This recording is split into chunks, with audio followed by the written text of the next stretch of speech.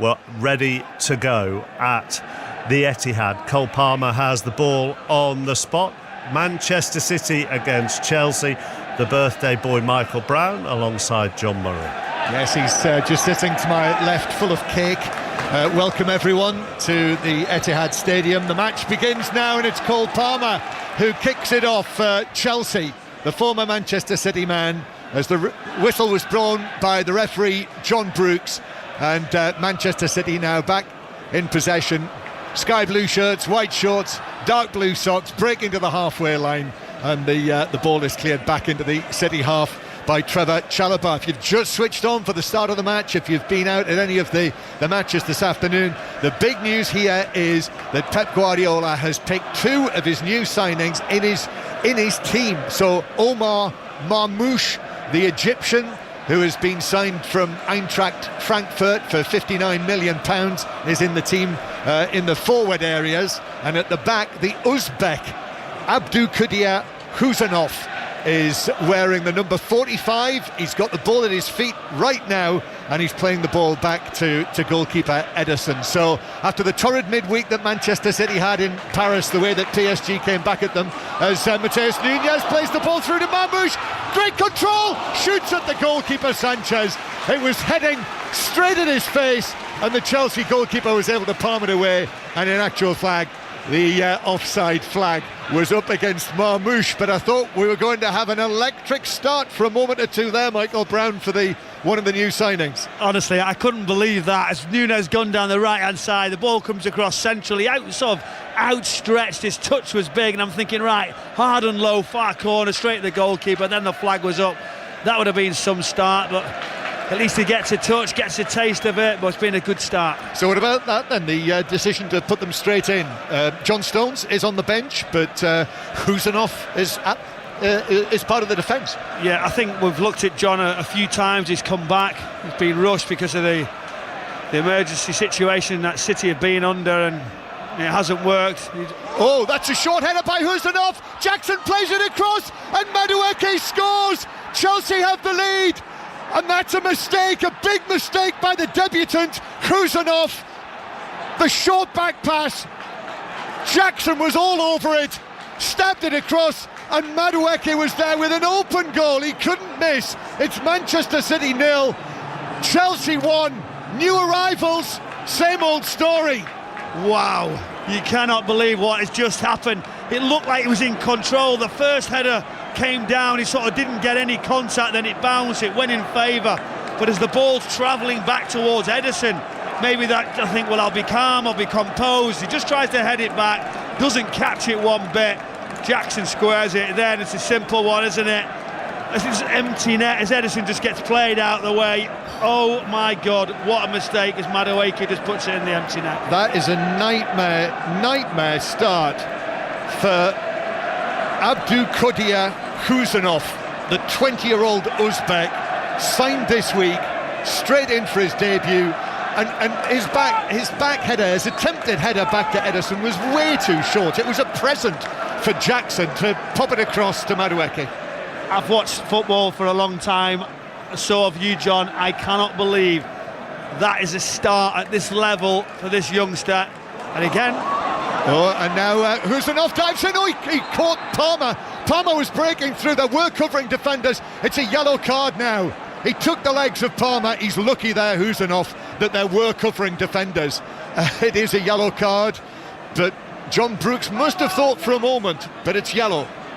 Do you know what? As he comes in, nice little touch, brings it back, and then he plays it inside. Palmer's quick on top of Kovacic, nicks it, gets forward, and then the tackle. He tries to make amends, comes across, and it's always going to be a yellow card. I've just seen Haaland go past him. He needs someone just to say, like Kovacic, Haaland, Akanji, slow down, mate. You're having one of those. Pep, you see his reaction. Incredible. It's almost like the season in miniature, isn't it, for Manchester City? Since things started to go wrong, what can go wrong very often will go wrong. They're already 1-0 down here.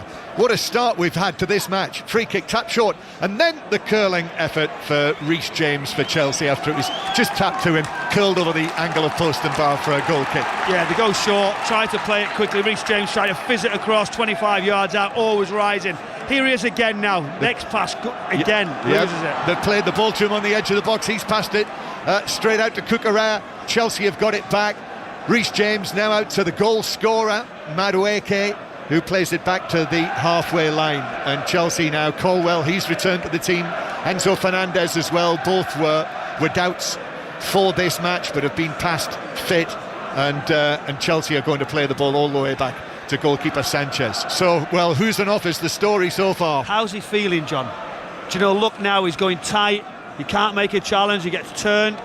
Yeah, Jackson's away from him. He went all the way to the halfway line now. Sancho's taking him on. Jadon Sancho plays it into Husanov, bounces back to Jadon Sancho here at one of his former clubs, and then back towards Cucurella, who's behind him. Tentative, very tentative from Husanov. Does he keep him on the pitch? Do you know, I've never seen a start like this. He's got to really, really take his time now, be cool, to do nothing stupid whatsoever.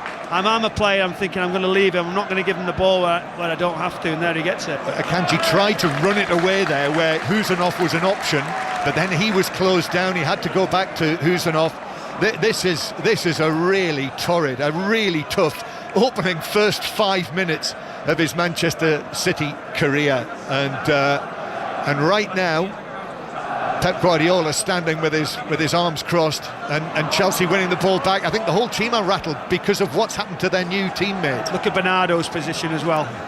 You know, intelligent. He's just gone right a little bit close to him, just in case anything happens. A little bit of cover. Here's one for Kovacic. This is for Marmoush to chase, but Sanchez is right out to the edge of the penalty area to gather that into his stomach. Yeah, good direct ball. He looks quick, doesn't he? Marmoush wants to run, wants to get in behind, but what a start for Chelsea. You're coming here wondering what type of performance you can get, and now they're just rolling it around, but this now sets it up nicely for hopefully a cracker. Well, so the goal scored, I think it was the second minute that Madueke scored, but really it rocked Manchester City. The third minute it was, that's the official timing, as Cucurella now plays a long left-footed ball that floats out of play. So the team in full, Michael. Ederson in goal, so Ederson again keeps his place. That is an issue as well at the moment, after he returned to the team against Ipswich last Sunday afternoon. And at the back we've got Husanov playing on the right side, really of a three, isn't it, with Akanji and Gvardiol, with Mateus Nunes pushing well up the right-hand side here, Bernardo Silva and Kovacic and Gundogan, and then Foden and Marmoush, and then Erling Haaland through the middle. So describe the Marmoush position that he started in, because he is quite adaptable, isn't he? Well, as you said then, he's coming inside. It's almost like 2-10s, isn't it? With Foden from the right-hand side when in possession, Marmoush the other. What he has done, he's come direct, he's come inside wherever he can to go in behind. Foden more staying in those positions, but you know, out of possession, Nunes drops down and it is like a four. But in possession, Bernardo now the one centrally, Kovacic, Gundogan. Gvardiol's also high and wide, so it gives them different options, different rotations, and it's a fascinating setup. There's a lot to think about when you start bringing new players into this type of style to get your distances correct. Yeah, Ruben Diaz injured again, so back on the sidelines, and John Stones on the substitutes bench. I have to confess, I thought Stones might start this one, but it depends what's happening with that foot injury of his, doesn't it? So he's on the bench, and as a result, Husanov is starting the match, and Chelsea playing it through. This is for Palmer to chase. Palmer 1-on-1. He squares into Jackson. Jackson had to take a touch, then back for Sancho. The shot from Sancho is saved by Ederson. Should have been 2-0. Cole Palmer, I'm not sure why he didn't go for that himself against his former club. And so, having been possibly 2-0 down, Manchester City now attack with Bernardo Silva with a pass centre field to Gundogan. Gundogan approaching the penalty area. Gvardiol now. Gvardiol into the area. Low ball across, and it's gathered by Sanchez. The ball still rattling around though inside the area. And then Chelsea will break now. Sancho receives it from Caicedo. Caicedo's onto this. In fact, Jackson is onto this. Jackson bursting forward, but then giving the ball away to Gundogan. And suddenly, now Manchester City are on the attack. It's like the last 5 minutes. Bernardo Silva on the right-hand side receives it from Gundogan. Gundogan approaching Cucurella. Square from him. Foden trying to get it onto his left foot. In fact, dinks it over the top for Haaland. Haaland volleys it back across, right over the penalty area to the right-hand side. Bernardo Silva has got it down. Bernardo Silva against Cucurella. He stabs it back. Foden on the edge of the box. Shoot, they shout. He does, and he hits the post. The outside of the post, and it bounces away and is tackled out for a throw. What a spell that was. It's incredible end to end. But how did Chelsea not score initially? Palmer, so unselfish. I just think take it on, go across the defender and take him out. He doesn't, and then just see Foden coming in those central positions. First time it went out to Haaland, kept it alive. Bernardo Foden, wonderful shot of that near post. It's just been end to end. Brilliant entertainment. What about Palmer though? Sent through the middle. Why didn't he shoot? He was too cool. He was too cool. No, he's seen it.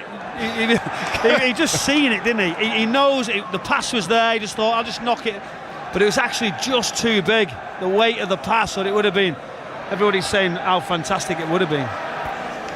Manchester City 0, Chelsea 1 is the score. What an unexpected start to this match. And then Foden's attempted crossfield pass has got too much on it, and that will just curl away in behind for a goal kick. And we can take a breath. Michael, do we have to? Busy day for you with the birthday and all the presents and the cakes, and now this. It's good, isn't it? That's what we're here for. Yes. I was doing a bit at 12 o'clock, John, when you were. I heard off, you. You know. I heard you. Goal kick for Chelsea. City supporters are saying, come on, John Brooks, make them get on with it. And eventually the clearance downfield hits Mateus Nunes. That pass is a little short back from Husanov as well, but Ederson was able to clear, and then Husanov is able to return it to his goalkeeper. The other signing so far, the other arrival so far for Manchester City, the teenage, very highly rated Brazilian defender Vitor Reis is among the substitutes as well today, so that's an option for possibly another Manchester City debut. And of course your mate Kyle Walker is now building his career in Milan, Michael. He is, yeah. I just thought you might mention that at some point when there's been a little bit of time in the game. We haven't really been able to discuss anything. It's been so good. So Mateus Nunes now effectively as the right back, or really more of a right wing back, as the ball is played back by Enzo Fernandez to Sanchez on the edge of his own penalty area. And the Chelsea team, Sanchez in goal, James, Chalobah, Colwill and Cucurella, Caicedo and Fernandez, Madueke, Palmer, Sancho and Nicholas Jackson. Nicholas Jackson, who has not scored in his last 6 appearances, and the pass that he received from Palmer, when Palmer was through, he just had to take a touch, didn't he? He was too wide, really. I just thought, you know, when Cole Palmer went through on goal, I don't know why he didn't take it onto his left foot, take Kushinoff out, and then so much more open. City now moving it. Interesting, we looked at the stats earlier today about City's longer passing. They weren't there, but there's a long one now. There's one from Kovacic, way over to the left-hand side. Gvardiol with the cross, but back in the penalty area, Caicedo is able to hit it out on the twist, and it bounces out of play for a throw into Gundogan. So after Paris on Wednesday night, I hope you joined us for that. I hope you were able to listen, because the atmosphere that night was something else. The show that they put on in the Parc des Princes was remarkable, really, both on the field and off the field as well. I believe so. Luis Enrique's team were terrific, I felt. And City, Manchester City, couldn't live with them. And now he's up against Pep Guardiola, another former colleague, and Enzo Maresca, who was here as his assistant, part of the treble-winning season. And he was greeted very warmly, wasn't it, by Guardiola before the start of the match. A really big hug from the two of them, and then before you know it, Enzo Maresca's team are winning 1-0. Chelsea, who've not beaten Manchester City since the Champions League final in the Dragao. Here's Marmouche picking up the ball on the halfway line, giving it to Gvardiol, then back to Gundogan. He's one of the men who've come into the starting lineup today. So after the events of Wednesday night, Pep Guardiola making just the 3 changes. De Bruyne's on the bench, there's no Diaz, and Savinho also among the substitutes as well. Pep Guardiola waving his arms around. He wants Akanji does hit a long pass to the edge of the area. Cucurella is able to head it down. They shout for handball against Enzo Fernandez. Fernandez with one pass down the left-hand side for Sancho. Husanov comes across. Sancho is onto the ball, into possession. He's running at Husanov. Sancho pulls it across, and it's just cleared away by the left boot of Akanji, who was able to adjust and stop it from reaching Nicholas Jackson. Tough again for Husanov.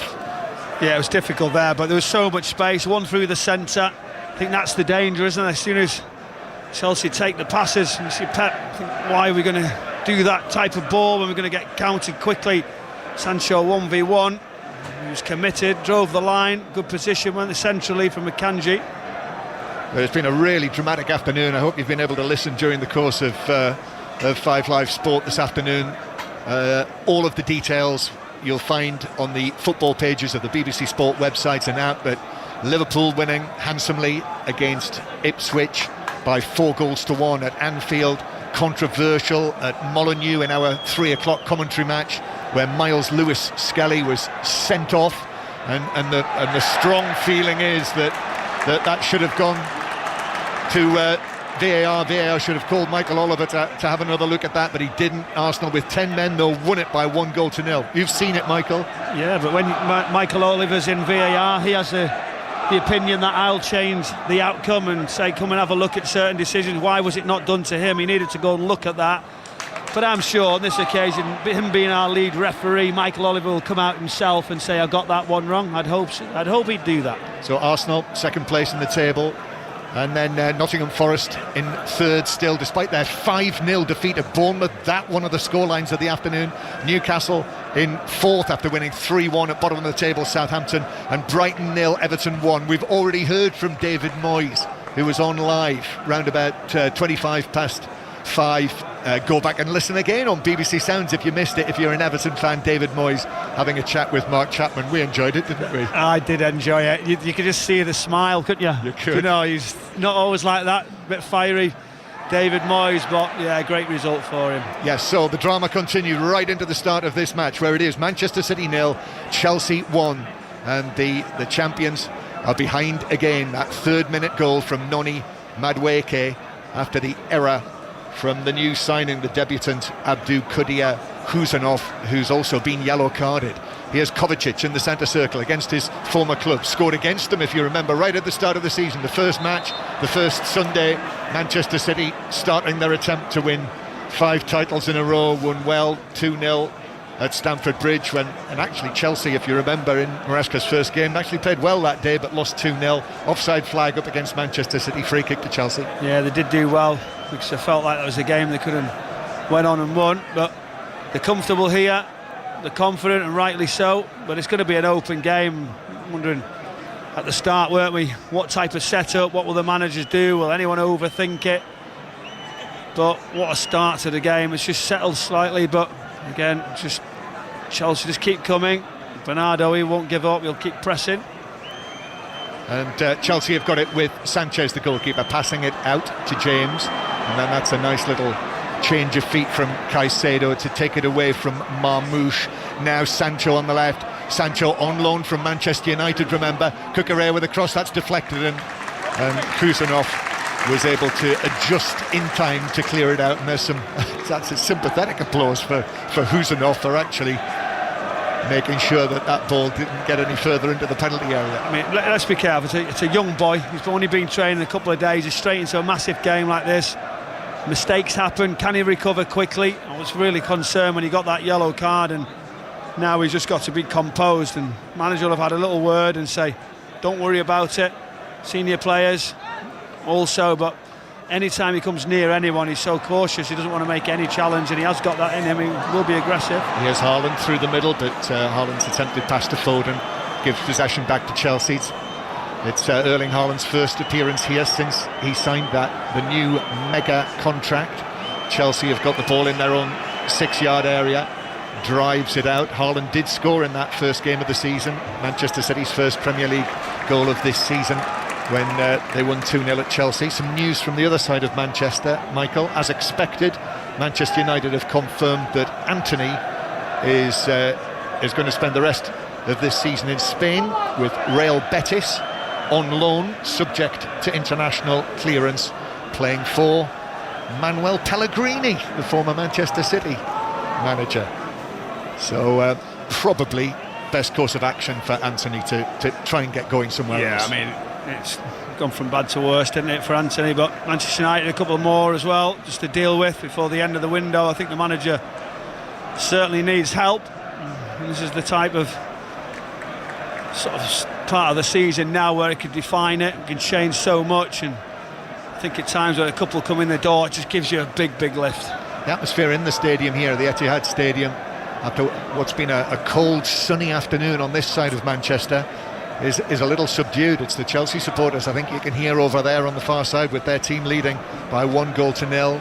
That result, that reverse in Paris in midweek, means it's a big night here on Wednesday against Club Brugge, the Belgian champions, when City must win in order to reach the knockout stages of the Champions League. Are you going to be present? Are we going to see you? Are you going to be present? Yeah, of course I am. I'm just not working with you, unfortunately. It's somebody else, but I will see you there then. Yeah. And Chelsea, meanwhile, didn't have to worry about that. Already finished their Conference League group commitments, already finished top of that table, so they've had all week to prepare for this match, or at least since Monday night when they won at Wolves. Here is Kovacic through to Foden. Nice adjustment from him. Then rolls it into the path of Gvardiol, who's into the box, pulls it across. Oh, Marmoush couldn't get a touch. Sliding in, or if he did get a touch, he couldn't divert it goalwards. And in actual fact, the offside flag's up again. That was a great move. Foden at his best in that central area. He flips quickly, and then he's away. His awareness in tight areas exceptional. Marmoush's run's very good. Takes Reece James centrally. That was all the space for Gvardiol.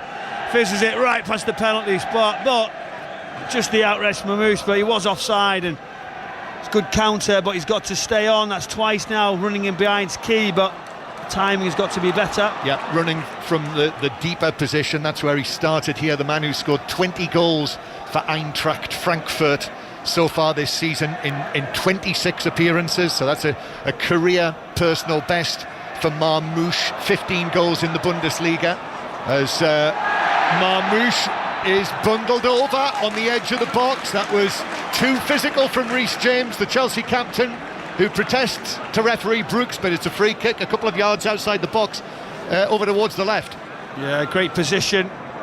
He's getting involved, and there was contact. The back of his leg, he jumped straight up to try and carry on. But who's going to take it?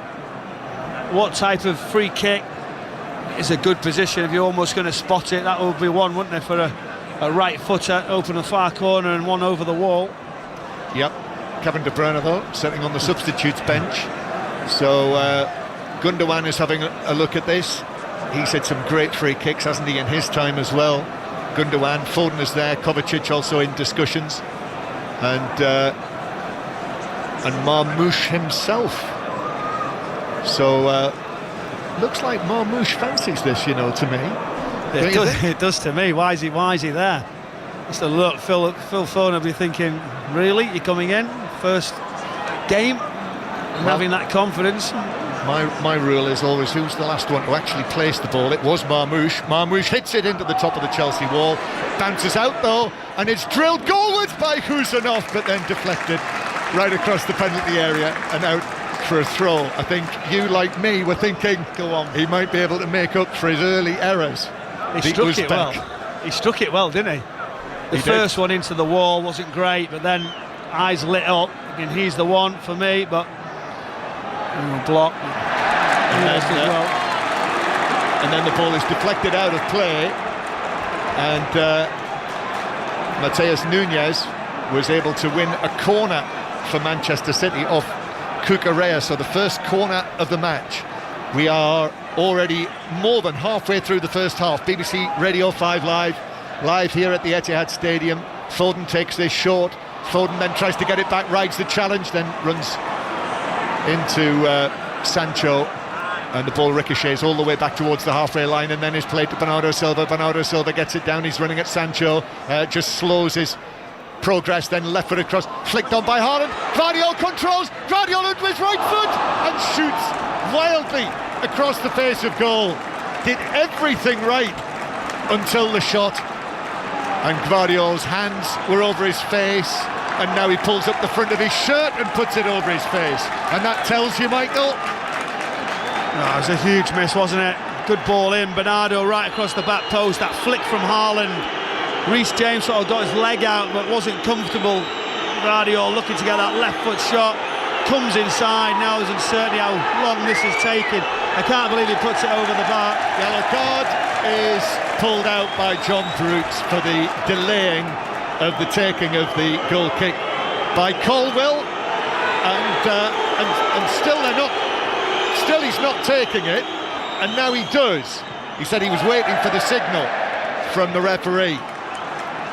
Sanchez slips over as he clears it downfield, hence the cheers from the Manchester City supporters.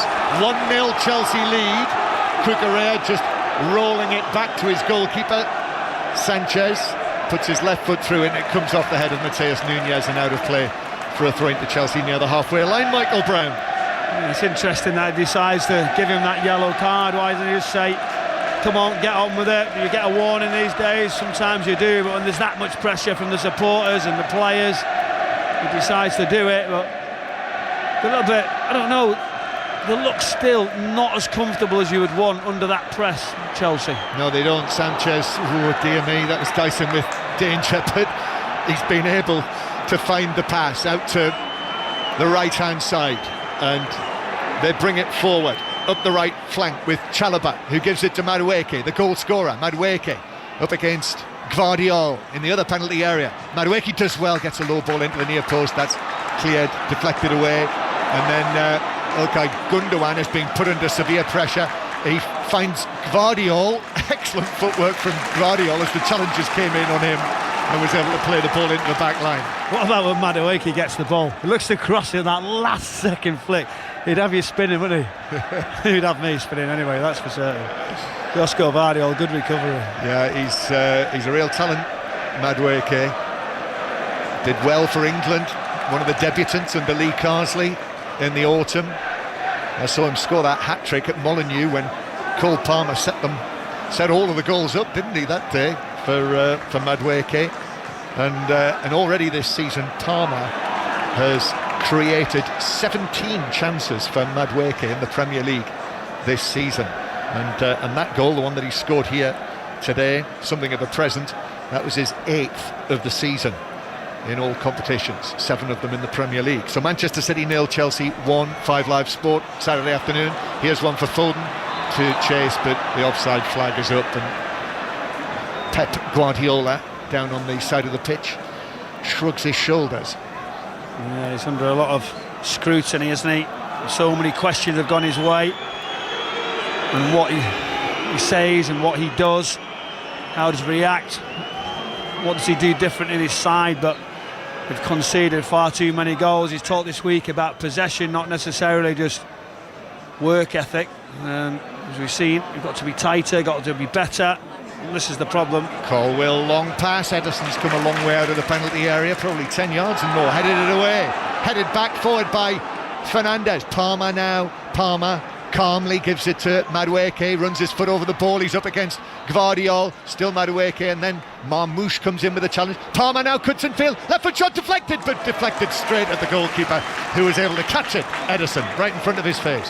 Yeah, Madueke, good feet again, but then once Cole Palmer gets it, long way away, he shifts it quickly. You can't touch him. Kovacic goes to get tight, and that deflection, Ederson's thinking, where's it going to go? Luckily, again, another mistake. Too many from City.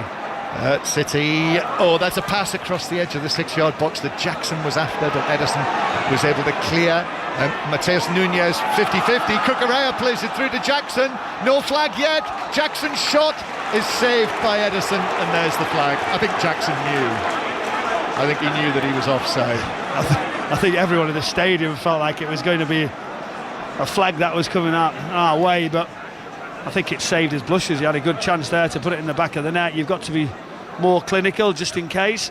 The TV cameras, I noticed, did you see on our screen a moment or two ago, picked out the director's box where the Manchester City chairman, Khaldoon Al-Mubarak, is sitting next to Gianni Infantino.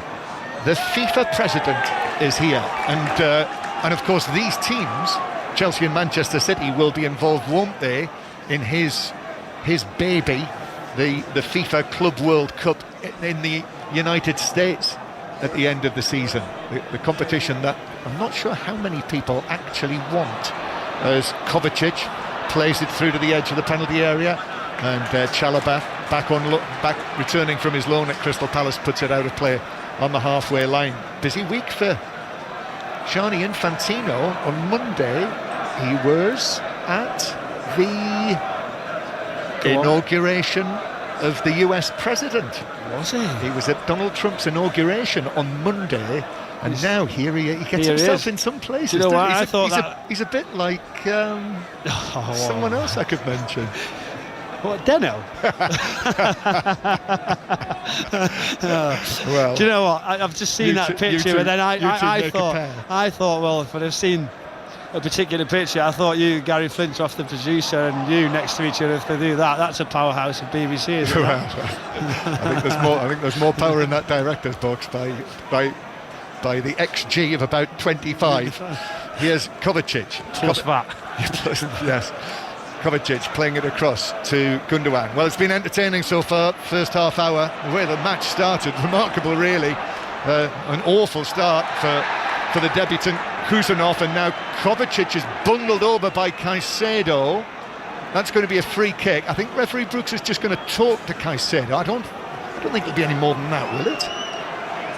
It's got the body language of maybe a final warning to say that you are now one challenge like that away from a yellow card, Michael. You'll have been in that position. It's a couple of hundred times, John. Yes, yeah. You know, it's one of those, isn't it? But again, you know, City now with momentum, can they have that quality? Chelsea really, really high. I'm not sure you need to be that far up. City could just maybe go 1v1 in the wider positions first and then fizz it across. Got a choice of listening, by the way, right now. The Premiership Rugby Union's on Sports Extra, where it is Exeter 5, Saracens 3, and the other scores in a moment, but City are ready. Marmoush then plays it into the back post, where Foden, who's really stretching for that, got his head to it, but really it just sort of hit his head and ballooned away over the top of the crossbar. It is now Exeter 5, Saracens 8 in the Sports Extra commentary match, and also in the United Rugby Championship. Leinster 15, Stormers 7, and Cardiff 5, Sharks 21 are latest scores. Michael. Yeah, they're really taking the time, aren't they, on the set pieces. It's one of those where you roll it to your goalkeeper first, but Bernardo's sat waiting to pounce wherever he can, and good play. Jackson gets the ball down on the halfway line and then sets off on a little run, and having got away from Foden pushed him over, just a hand in the back. Jackson went sprawling. Cucurella's got something to say for himself. And do you remember in the match at Stamford Bridge, Michael? I'm sure you do, the way that Haaland was able to get the better of Cucurella. Cucurella having sung the song about Haaland after Spain won the Euros, which probably wasn't the wisest choice of action. We do see a few things like that from players, and it's still happening, whether it's on social media, whether it's on the pitch.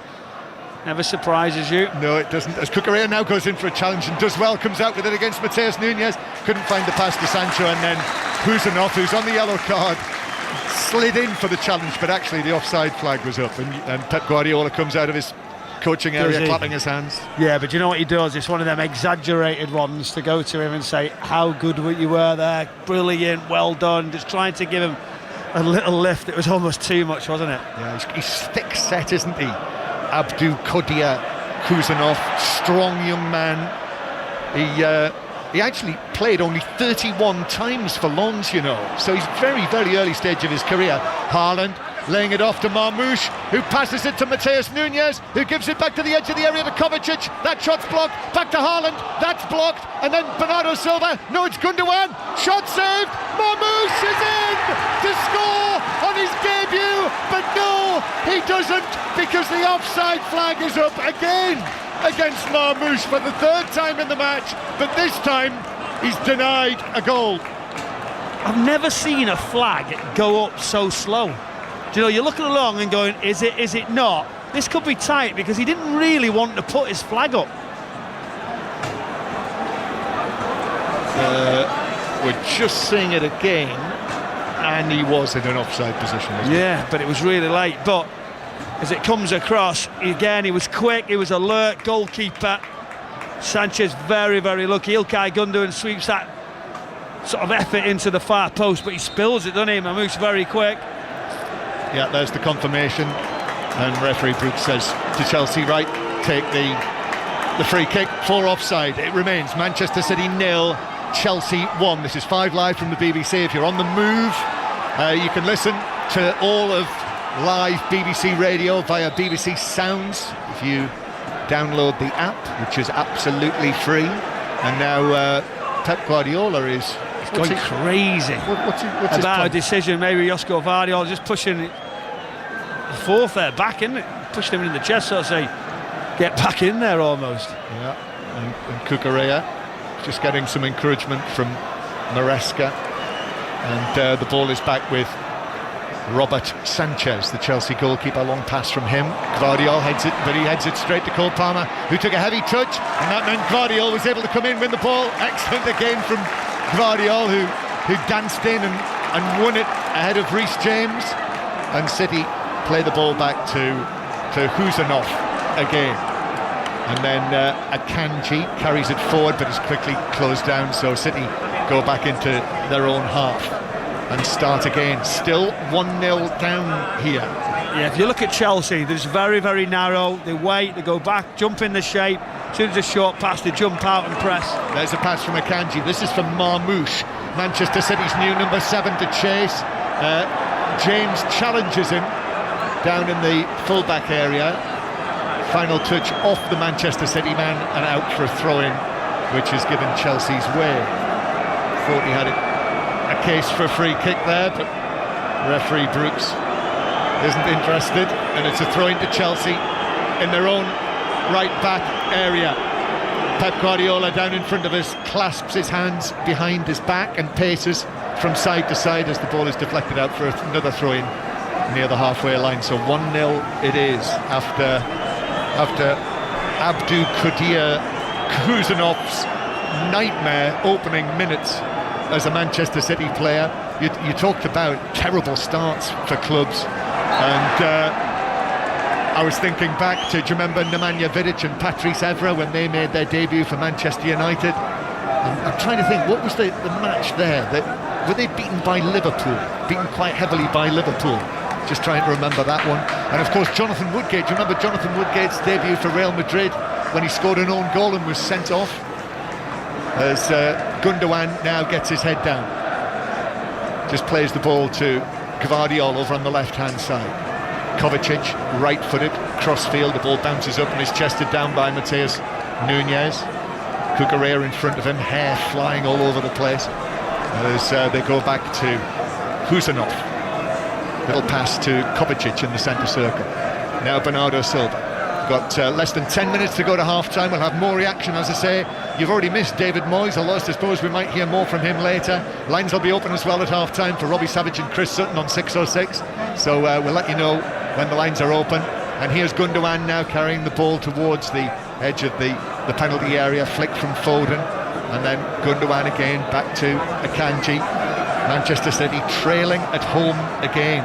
Remember, they went 52 home matches in all competitions unbeaten before that collapse, that extraordinary game against Tottenham.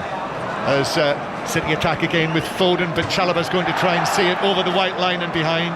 And the Chelsea fans who are just over the hoardings there give him a huge ovation for being able to do just that, and it's a goal kick for Chelsea. But since that defeat, of course, they have since lost the Manchester derby here as well, and now it's a goal kick that Chelsea again are testing the referee's patience, and it's Caldwell who's already been yellow carded, and then Sanchez, when he cleared it, Cucurella couldn't keep it in. What does he do now though? What does the referee do now when the same thing's happening? He's booked the player. Showing the second Is yellow. right? I think that is allowed. He is allowed, but what do you think would happen there? There won't be one. No. Would you agree with that? Yeah, well, it shouldn't be, should they? That would be quite a call, wouldn't it? I think you go over, don't you, and say that's it.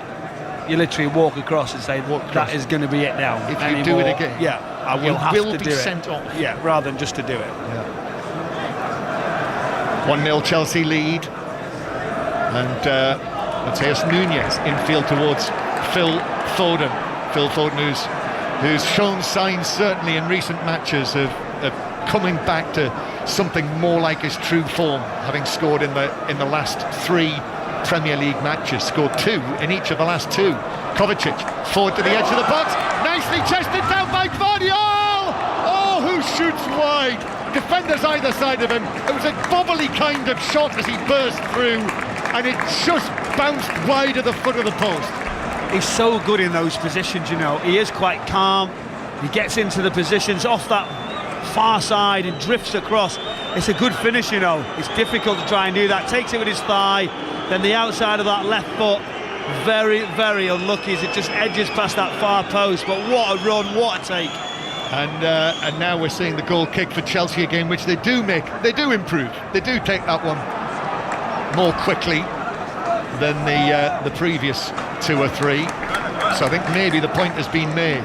Less than 5 minutes of the first half to go. Entertaining stuff again from Manchester City, but facing here the prospect, and there's a long way to go, but facing the prospect of a 3rd home defeat in the Premier League this season, despite the reinforcements arriving.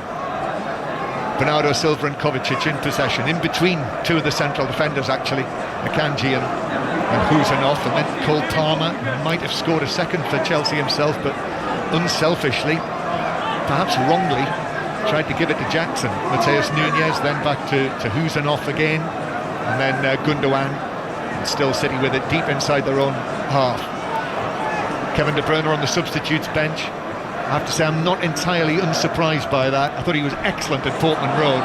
Ball played over the top for Mateus Nunes to chase. Cucurella's in there. Mateus Nunes. Look, Guardiola's onto it. And Manchester City are level. And Chelsea's defenders will look at one another here. That was not well defended by Enzo Maresca's side. Just the ball over the top for Mateus Nunes, and Cucurella chasing. I think he got a foot to it himself. Sanchez made the save, but the ball bounced to Gvardiol, and Gvardiol, who's already had 2 good chances in the match, wasn't going to miss this one. It was an open goal, and it's Manchester City 1, Chelsea 1, and the champions are level before half-time. Madueke stays inside, and that allows that high line. No flexibility. Cucurella tries to recover, and it almost is like a clash in between him and Sanchez. Gvardiol carries on with that run. A simple tap-in for him, but you could see something that they've worked on. We've just seen 2 minutes before, Josko Gvardiol with that diagonal one. Comes inside, chests it, puts it wide. Nunes on the opposite. Good arc run, similar again with his chest. But it was that challenge off Cucurella, gets in the way, and then finally City, the work on the training ground comes through and they get the rewards. So 1-1 it is, just before half-time, and big relief for Manchester City and everyone here in Sky Blue at the Etihad Stadium, and I don't know what's happened to the match ball. The City fans have found their voice. It was very quiet for a long time during the first half, but Pep Guardiola just turns to the ball boy to our left down here and says, come on, let's have the ball. And eventually it's rolled back onto the pitch, and referee Brooks says to Cole Palmer, right, restart the match, which he does. And there are now 2 minutes of the first 45 to play. We'll have more reaction to come at half-time to the earlier matches, many of them dramatic, as Manchester City have a free kick on the edge of their own penalty area. And Pep Guardiola is now involved in a discussion with the 4th official, Lewis Smith, and it's not entirely clear what that's about either. A discussion was a mild choice of words. I think it was a touch strong. One-way traffic. Yeah. He said, I really need this to happen next. But the game's open now. There's the long direct one. We haven't really seen Haaland get away. Haaland winning the ball in the air against Colwill, but back from Chalobah to goalkeeper Sanchez, who's able to clear it away. It's a slightly strange one, isn't it? Chalobah being allowed to go to Crystal Palace and then playing well for them in the first half of the season, and then coming back to Chelsea, straight in the team, started both matches. Here's Foden, being challenged by Enzo Fernandez. Of course, Fofana is out probably for the rest of the season, but they're not short on central defenders, are they? Adrabioyo's on the bench. Well, Badiashile as well. Linked with more wide players. Yeah. as Fernandez through the middle for Palmer. Palmer trying to take on Kuzanov, but there was cover there from Bernardo Silva. Bernardo Silva again just inside his own box, left-footed and along the way towards the halfway line, where Chalobah might well lose out to Marmoush, but the referee's blown his whistle, said that there was some sort of infringement by Marmoush, and it's a free kick to Chelsea. Yeah, I just think it's gone out of play, hasn't he, down that far side. But you're just looking again there, Bernardo Silva, as soon as Cole Palmer gets it, he gets in and around him. He knows he can produce little things, that little flick inside, but here he is now, so talented, and then he goes and does that and puts the ball out. 2 minutes of added time at the end of this eventful first half. Remarkable start to the match, with Pep Guardiola bringing in Marmoush and then Kuzanov for their debut, starting the match, and Kuzanov giving away the opening goal in the 3rd minute, then being booked, looking really shaky. Yes, I think anyone would after a start like that, but he has settled into the game, and here now in possession, just passing the ball away much more confidently. Time to play for a throw to Chelsea. Yeah, he's done all right. He tried to play there as expected. I mean, if you can't play, you'd be surprised if City did sign you. So he's obviously comfortable on the ball. We obviously haven't seen that in that first minute. That headed clearance he attempts from the goal, and then a yellow card from a poor pass. Sanchez ball over the top for Jackson to chase, but Mateus Nunes is able to get there first, although the ball's still in play down by the corner flag, and Jackson just gets a toe into it. It's out of play for a throw-in to Manchester City near their own corner flag. It's amazing, isn't it? When Nunes came in, I felt like, oh, he's one of those that can glide with the ball, he can run through the middle, he can do something different. He didn't feature, then he did really well on that left-hand side for a period of time, and then he was out again. Now to come in this role, right wing back, right back out of possession is amazing now that he's getting a run. In the middle of the week at PSG was the one I wasn't sure he would play, and Rico Lewis started all the games early on. I thought he was impressive at Portman Road last Sunday afternoon, but less so against Paris Saint-Germain. Yeah, well, we're both there. It's a different test, isn't it? It was so comfortable for them. Yeah. No, I have to say I was suckered in by the performance against Ipswich. And I thought they did play really well. Well, then to go 2 up as well in the middle of the week, you go, here we go, they're back. Yeah. That's it. And then a little fortunate to go 2-0 up. Nevertheless, they did. Manchester City at their best. That's it, isn't it? Here's Enzo Fernandez playing the ball to the right-hand side. Here's Madueke. Madueke into the box on his left foot. Shoots. Oh, I think that was deflected. It was on the way over the top, but nevertheless, the half-time whistle goes. There will not be a corner, and 1-1 it is at the break. And I think probably, all in all, Pep Guardiola and Manchester City will take that after the start they made to the game. 1-0 down to Madueke's goal. That was a present really from the new signing Kuzanov, but Josko Gvardiol scoring late in the half from a direct move, really, a ball over the top. Yeah, I think he would take that. Disastrous start from the young man coming in on his debut, and then with a yellow card afterwards, Palmer getting in a second opportunity. Was wondering if it was going to be one of those days, but City showed resilience. They started to break Chelsea down, move them around in that high line. They know that the press was there. Firstly, Guardiola broke it, went wide, and then Nunes, and then they finally got that equaliser. They both created lots of opportunities. I think it's been a really good first half of football. Yep, the champions are in another contest, another real test. And at half-time here at the Etihad, the score, Manchester City 1, Chelsea 1. So many stories and talking points from the day's Premier League football back at the Etihad for the second half. Earlier, Bournemouth 5, Nottingham Forest 0, Brighton 0, Everton 1, Liverpool 4, Ipswich 1, Southampton 1, Newcastle 3, Wolves 0, Arsenal 1. Both sides reduced to 10 in that game. Arsenal in the first half, and it is a red card that you will want to see on tonight's Match of the Day, 10:30 on BBC One. Reaction to those games to come during half-time. First of all, 19 minutes past 6. Here's the latest BBC News with Stuart Clarkson. The voice of the UK. This is BBC Radio 5 Live. Mark, thank you. Israel has released 200 Palestinian prisoners from jail in the second exchange of the Gaza ceasefire deal this morning. 4 female Israeli soldiers were freed after being taken hostage by Hamas in October 2023. West Midlands Police say a 14-year-old boy has been charged with murdering a 12-year-old in the Hall Green area of Birmingham. Leo Ross was stabbed in a park on Tuesday.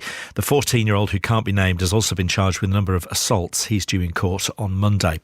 Restrictions on keeping birds have been extended to cover all of England and Scotland because of an increase in the number of avian flu cases.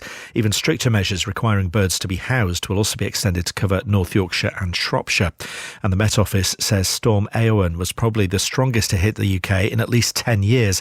Tens of thousands of homes are still without power after wind gusts exceeded 100 miles an hour. Transport has also been disrupted in some areas again today. The Gladiator will be unleashed. Bigger. Brand new Gladiators. Better. Don't those Gladiators look ready? And tougher than ever. She hits hard. This game isn't easy. Let's go! Bring on the next contender! She was always going down. The Gladiators will do anything to win. That's terrifying. Gladiators! Gladiators Series 2. Back tougher. Watch on BBC iPlayer. This is 5 Live Sport. With Mark Chapman. Listen on BBC Sounds. Manchester City won, Chelsea won after an entertaining first half at the Etihad. Second half on the way here on 5 Live before 6:06 with Chris and Robbie. Let's bring you some reaction to the day's Premier League action. Starting at Molineux, Miles Lewis-Skelly sent off in the first half for Arsenal for a trip that was deemed foul play. But despite being reduced to 10, Arsenal beat them 1-0. Their goal came actually after Wolves had a man sent off. It was scored by Ricardo Calafiore. Here he is. Ricardo, that's the kind of result, if you want to be in the title race, you have to grind out. Yeah, you say it right, and for sure we're so happy for this huge and important win, and tough as well because we were one man down, but at the end we fought a lot and we deserved the win. Obviously, you don't want to go down to 10 men, but the response after you did, I thought, was exceptional. What was the message? What was the tactics? Yeah, as you said, we don't have so much time to think about, was red card or was not. But at the end, it's how we react, and we reacted so good. And of course, what we said in the halftime was not to put ourselves in a defensive mood, but more to try to attack and score and win the game, and we did. So you weren't looking at it like we need to try and keep goals out. You were like, we're going to attack and still play to win. Yeah, like if we were still with 11 men on the pitch. And you've scored 2 goals now for Arsenal, one at Man City and then one here today. So you pop up with some important ones. Yeah, I like to score important ones, but I have still a lot to improve. I want to stay available till the end of the season. I help with the team. There's been a lot of talk about Arsenal needing to bring in some forwards, but with that kind of finish, maybe they don't need to. Maybe, no, I don't know. For sure, they know what they do, what they have to do. But I'm trying to help the team, as I said before. Just talk me through that finish, though, because it was some strike. No, to be honest, if you see, I didn't score a lot of goals, but if you see my previous one, I always score like without controlling the ball, and normally they are pretty difficult. So I don't know, I have to improve the more easier one, you know. Can I just say as well, was there a sense of being spurred on by that red card that you didn't think it was fair, and sometimes you can use that and latch onto it and use it as spirit? Yeah, I think, as you said, we use it to put ourselves in, not in trouble, but to give us more energy, more purpose, and then we did, and we scored. João Gomes, the player sent off for Wolves. Here's his boss, Vitor Pereira. Well, to be honest, I'm very happy again with my team because we play again in our way. We try to play our game. We create chance. We defended very well the set plays. We were compact almost the time, almost the game. And in the end, you know, for what the frustration is the result. And the yellow card to João Gomes. But you know, João Gomes is a fantastic player, a team player. He said to me, I'm balanced, but it's football. And 1 second, I got the yellow card, and I think was the moment of the game because before that we had two clear situations to score. Can you accept that from him as just purely a mistake, or frankly, with how important he is to the team and how the game turned, does he need to be better? Oh, well, every time we learn lessons with life. In football is the same. Of course, he wants to help the team every time. His football in the moment is difficult to control. I asked him, even during the second half, I asked him to keep calm, don't take risks. But in the end, it was football. We heard from Bournemouth captain Lewis Cook during Sports Report after their 5-0 win over Nottingham Forest. The thoughts of the beaten side now. Here's Nuno Espirito Santo with Alistair Bruce-Ball. Was there tiredness in the performance today? Do you think, I've heard other managers talking about this recently. Well, do you feel the players were tired today? Could that be a reason at all? I cannot answer that. Look, what I can ensure to you is that everybody was ready to go in the beginning of the game. As the game goes by, maybe I have your legs, I don't know, I have to look better at the game, but that's no excuse. And when you've had a season as good as this one, a defeat like this, I imagine, won't rock the confidence too much because these things can happen. No, it shakes the confidence, shakes everything, changes the mood, changes the atmosphere. So that's why I tell you, we have to regroup again, analyze, and challenge ourselves to get a better answer at the City Ground against Brighton. Okay, and are you still able to enjoy your birthday tonight and celebrate? Look, football is football. It's part of our lives. Not going to be the happiest day, of course, because a result like that is always, but it's still my birthday. Alistair Bruce-Ball talking to Nuno Espirito Santo. There were 2 for Cody Gakpo as Liverpool beat Ipswich 4-1. Here he is with Sarah Mulkerrand. Well, Cody, was that as fun as it looked?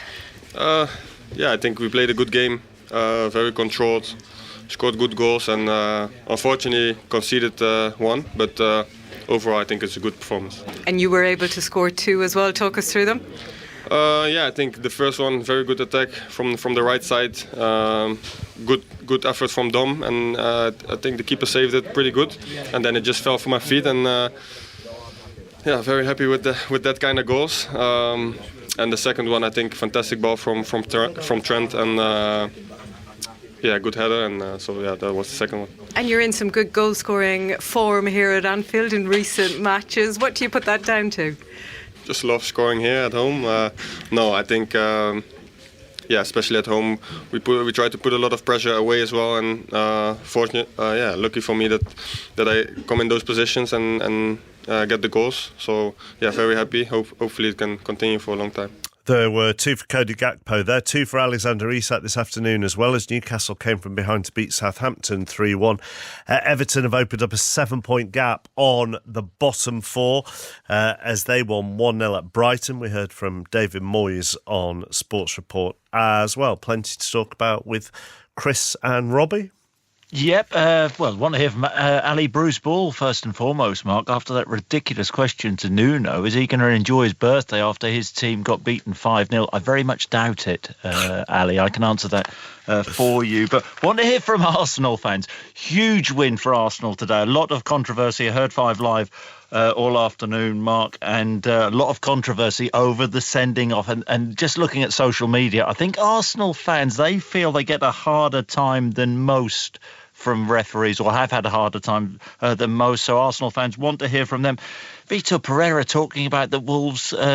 What he described, he was happy with Wolves. Are Wolves fans happy with where they're sitting at this moment in time? I know he's just in the door, but I wouldn't be happy after being defeated if I was. Then Bournemouth fans, I mean, they play Liverpool next week, don't they?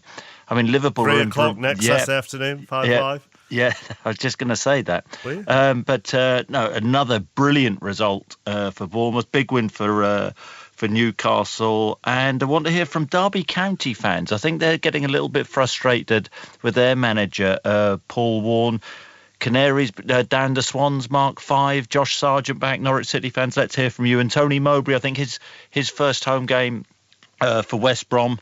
And they won 5, came out 5-1 winners today. So I want to hear from West Brom fans. Can you get promotion? Can you certainly get in those playoff positions? Oh, we can hear from Tony Mowbray now. I felt it for maybe a month before I had my my scan that told me that the diagnosis, everything was clear. I could feel my body was strong again. I'd been starting to go to the gym and I could do weights and abdominal exercise and had no discomfort. Your body tells you, and I felt good. I can feel it just talking. Whereas if I go back however many months, 3 months, 6 months, it was really hard to talk because my body was empty of fluid. I was totally dehydrated. My throat had swollen up. I was very, very, I couldn't talk really. It's amazing to be here today to doing what I love to do really. And when you have days like today, you've got to cherish them, to be honest, and because there's enough hard days in football when you don't get what you deserve and you still have to answer the questions and yet you should have got more, and yet bottom line, there's the results you didn't get. That's what happens in football. So we'll enjoy today.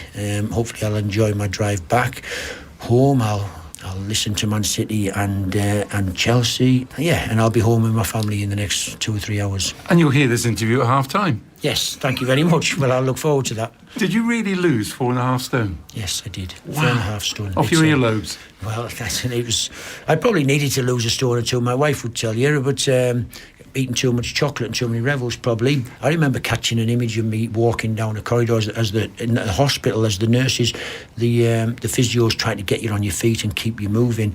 I remember catching the image of me and thinking I didn't recognise myself. I was like so gaunt and almost grey. Tony Mowbray with Pat Murphy, and it is lovely to have him back in football. Busy day of racing at Cheltenham this afternoon, including Constitution Hill winning the Unibet hurdle. John Hunt was watching. Well, all the races at Cheltenham today were important, but it was great to see Constitution Hill, who'll surely grab the headlines, not because he beat 4 inferior rivals pointless this afternoon. He won by 3 lengths, but it was the ease with which he did it. A dramatic last flight blunder as well set pulses racing here, but he's such a great horse, and Nicky Henderson was both relieved and emotional afterwards, to be honest with you.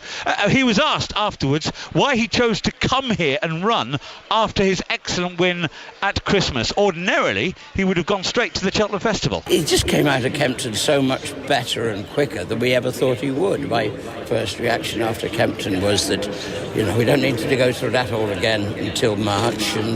But a week later, it was perfectly obvious that he was just full of it. No, he's just been brilliant all the way through. Never, it's just nearly been too straightforward, to be honest with you. But we're here now, and we've got 4 or 5 weeks to play with, and apparently I've got to keep working him. That was the roundup from Cheltenham. Just in the cricket today, both England's men and women involved in T20 action. Both of them lost. England by the men by 2 wickets to India, so they are 2-0 up in the T20 series there. And the women by 72 runs after being bowled out for just 90 in the third T20 in Adelaide. And in the women's Ashes, there is now just the day-night test at the MCG to come. Both teams are back out at the Etihad, 1-1 at the break. Let's rejoin for Manchester City against Chelsea, Michael Brown and John Murray. Yes, thank you, Mark. The Chelsea players just trotting it back out onto the field. Manchester City have been there for a little while. No changes. So City with Ederson, Husanov, Akanji and Gvardiol. Then Mateus Nunes and Kovacic and Gundogan, Bernardo Silva, Phil Foden, Marmoush and Haaland. So 2 debutants, and Husanov, the Uzbekistan international, having a nightmare start really, presenting the opening goal to Madueke and then being booked and looking very shaky, but he has recovered a bit of ground, as have Manchester City, equalising shortly before half-time with Gvardiol. There's the whistle from John Brooks, and off we go with Gundogan getting the second half underway, passing the ball back to his goalkeeper Ederson. And Chelsea, as they started as well, with Sanchez in goal, James, Chalobah, Colwell and Cucurella, Caicedo and Fernandes, Madueke, Palmer, Sancho and Jackson. And former Premier League midfielder Michael Brown sitting next to me. I discovered at half-time it's Nuno Espirito Santo's birthday today as well, Michael, just like you. I think is he the same age as you, or is he slightly older? I'm sure he's not the same age, John. What about the second half then? I think it's set up nicely, isn't it? It was a wonderful start. Yes, the downfall of somebody, but It did entertain. Now City come out, move it around, try and have that control.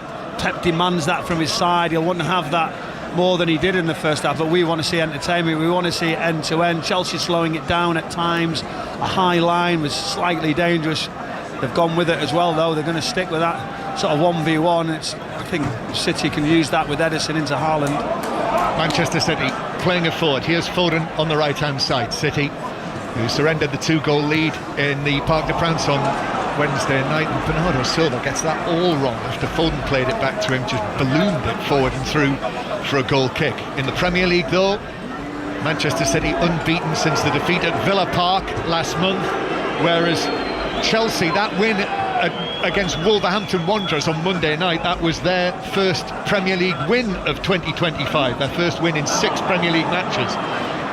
Sanchez with the goal kick. Now Madueke is onto this on the halfway line, but the recovering Marmoush is able to get a touch on that, cleared by Gvardiol, and now Marmoush again on the halfway line. The Egyptian, the number 7 for Manchester City, is able just to play it in field, and Kovacic knocks it back into the back line. He's certainly mobile, Marmoush, isn't he? He's been in so many different areas of the field. Yeah, he's a willing runner, wants to recover, he wants to help Josko Gvardiol. I think that is important. Just seeing a ball into Madueke, his touch is sensational. Took him into the space, and Cole Palmer had got right in the back of Akanji. He should have just played it. He waited, tried to go inside, and then that 2v1 that City created, then took the ball back. But it was a good counter. As Manchester City just have the ball at the back in front of their own penalty area. Akanji now rolling it back across to goalkeeper Ederson. So yes, after this eventful afternoon that we've had, the lines are open for 606, as we heard from Chris Sutton there. 08085 909 693. As Ederson with a pass. Gvardiol got a touch on that, but Chelsea have won it back. Madueke takes on, beats Gundogan down the outside. Now Caicedo is able to pass it back to James, and still lots and lots of spectators just coming back to our seats down in front of us. They're the expensive seats, aren't they? They're coming back after their lunches or dinners or suppers or whatever it was, as Cucurella finds Sancho now down the left-hand side on the far side. Little ball infield. No Neto in the team for Chelsea today, with Sancho coming in. Neto is among the substitutes. Here's Kovacic, the former Chelsea man, through the middle, looking for Haaland, but Colwill did well there, just used his body to make sure that Haaland had a long way round to go, and therefore goalkeeper Sanchez was able to make ground out of the penalty area and clear it away. And Manchester City will start again in the centre circle. Manchester City 2 points behind Chelsea in the Premier League table coming into this round of matches, as City go all the way back to goalkeeper Ederson. Chelsea have just got to be careful. The press is good. Yes, they want to be high. It's just that sliding pass. Kovacic there on the shoulder, trying to get Haaland in. Need to be a little bit cute of Chelsea. Oh, and that's Ederson passing the ball behind Husanov. Gave him no chance with that. Perhaps just trying to be too careful with Husanov, so passed it right along the goal line and out of play for a throw into Chelsea, but as a result has conceded a cheap throw in that Cucurella is waiting to take, and he does that all the way back up the line. And Chelsea in the blue shirts with that sort of detail, that design on them, the blue shorts, white socks, these Chelsea shirts that they wear with the badge that twinkles under the floodlights. The badges on the shirt and the shorts. Manchester City, sky blue shirts, white shorts and the dark blue socks. Chelsea going back all the way to Sanchez at the other end. Certainly a contrast to the way that this half started with the first half, when it was all action. This is very, very respectful. But here's a pass to the left-hand side. Sancho gets the ball down, plays it forward for Jackson. I'm not sure there was too much in that challenge there from Kusanov, and down goes Jackson. Referee doesn't give the free kick, and there's more encouraging applause, but Kovacic has lost it to Palmer. Palmer into the area on the left, ball across with a deflection, cleared away by Akanji, but only out to Fernandes. He tried to shoot, good challenge. I think it was Foden who came in with a challenge on him just as Fernandes was looking to shoot, but that all came from Kovacic dwelling on the ball. But now Gundogan plays it through beyond Colwill. Haaland's onto this, Haaland still going, left foot shot, saved by Sanchez, deflection out into the penalty area where James was able to coolly control it and pass it away to comparative safety. First big chance of the second half, and Haaland with the shot from the angle that was saved by Sanchez. More from Michael Brown in a moment, but Palmer now bursting forward, uses Madueke to his right, on his left foot, curling it right across the box. That's taken down by Sancho. Sancho tees up Cucurella with a left foot shot that he lifts high up and over the crossbar, probably a yard and a half over the top and into all of those faces behind the goal. Yeah, end to end again, some good balls in behind the Chelsea back line, and Colwill should have done better as Haaland gets away. I almost felt like he was going to come inside on that left foot. You're almost waiting for it. He does. And then the goalkeeper, good position down to that right-hand side, good save. And then straight away, Chelsea attack, come down the right, Madueke, Palmer, etc. But then the overload, Cucurella just puts it over the bar. Should have done a lot better, really. Should hit the target. It just shows you once it opens up, both sides with chances. As Ederson clears it under pressure to Haaland on the halfway line, who goes down and lands on the top of Chalobah as the two of them battled for the ball. And I'm sure if you know anything about football, you wouldn't want Erling Haaland landing on top of you.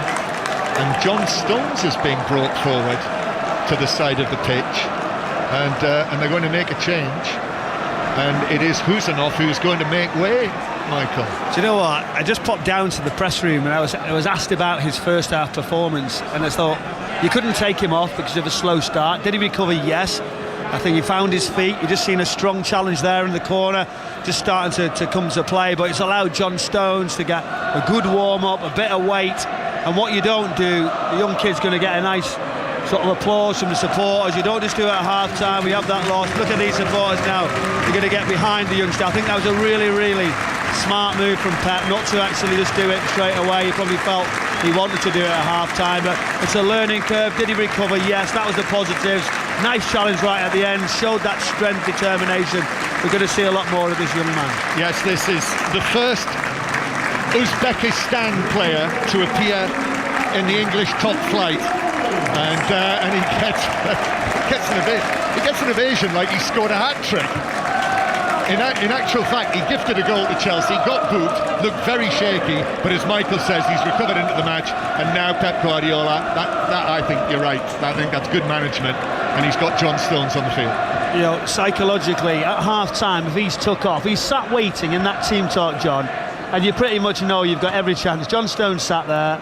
You're probably thinking half a game is the most he can play. They want to get him on the pitch, but you know, I think it's really, really good that he's come out. It's got another 5-10 minutes or so. But now about John Stones, we've seen him come back, we've seen him break down several times, and he's been such a key in that middle of the area as well. That can play right back, John. He can play that pivot, that central midfield role with no Rodri. He's got everything in the locker, John Stones. He just needs to be fit. Well, when he came on in Paris on Wednesday night, actually just before they scored their third goal, PSG, that was only his second appearance since November, and now he's coming on again early in the second half. So Manchester City have made their change, but there continues to be concern for Chalobah, because all of the while Chalobah has received treatment, and this is after Haaland fell on him in the centre circle, and he's on his feet, but his foot come across him and caught him on the side of the head, I think. You know, that was that sort of contact Phil Ford was saying, but his head was low. There wasn't really sort of any intent from Haaland, but he did catch him. So they've gone through the process, and here's one for Jackson to chase, but John Stones gets there first, just passes it back to Ederson. Jackson continues to bear down on the Manchester City goalkeeper. Chalobah still off the field on the far side. Two of the Chelsea staff are over there with them with their black bags. The ball's out of play, and I think Chalobah is going to come back onto the field very shortly. 10 minutes gone in the second half. This is 5 Live from the BBC. This is the Premier League, the 5:30 kickoff. This is where to hear commentary on that. Although, actually, this time next week, you'll be listening to Ireland-England in the Six Nations on 5 Live. It begins Friday night. France against Wales, the first match. That's on 5 Live, 8:15.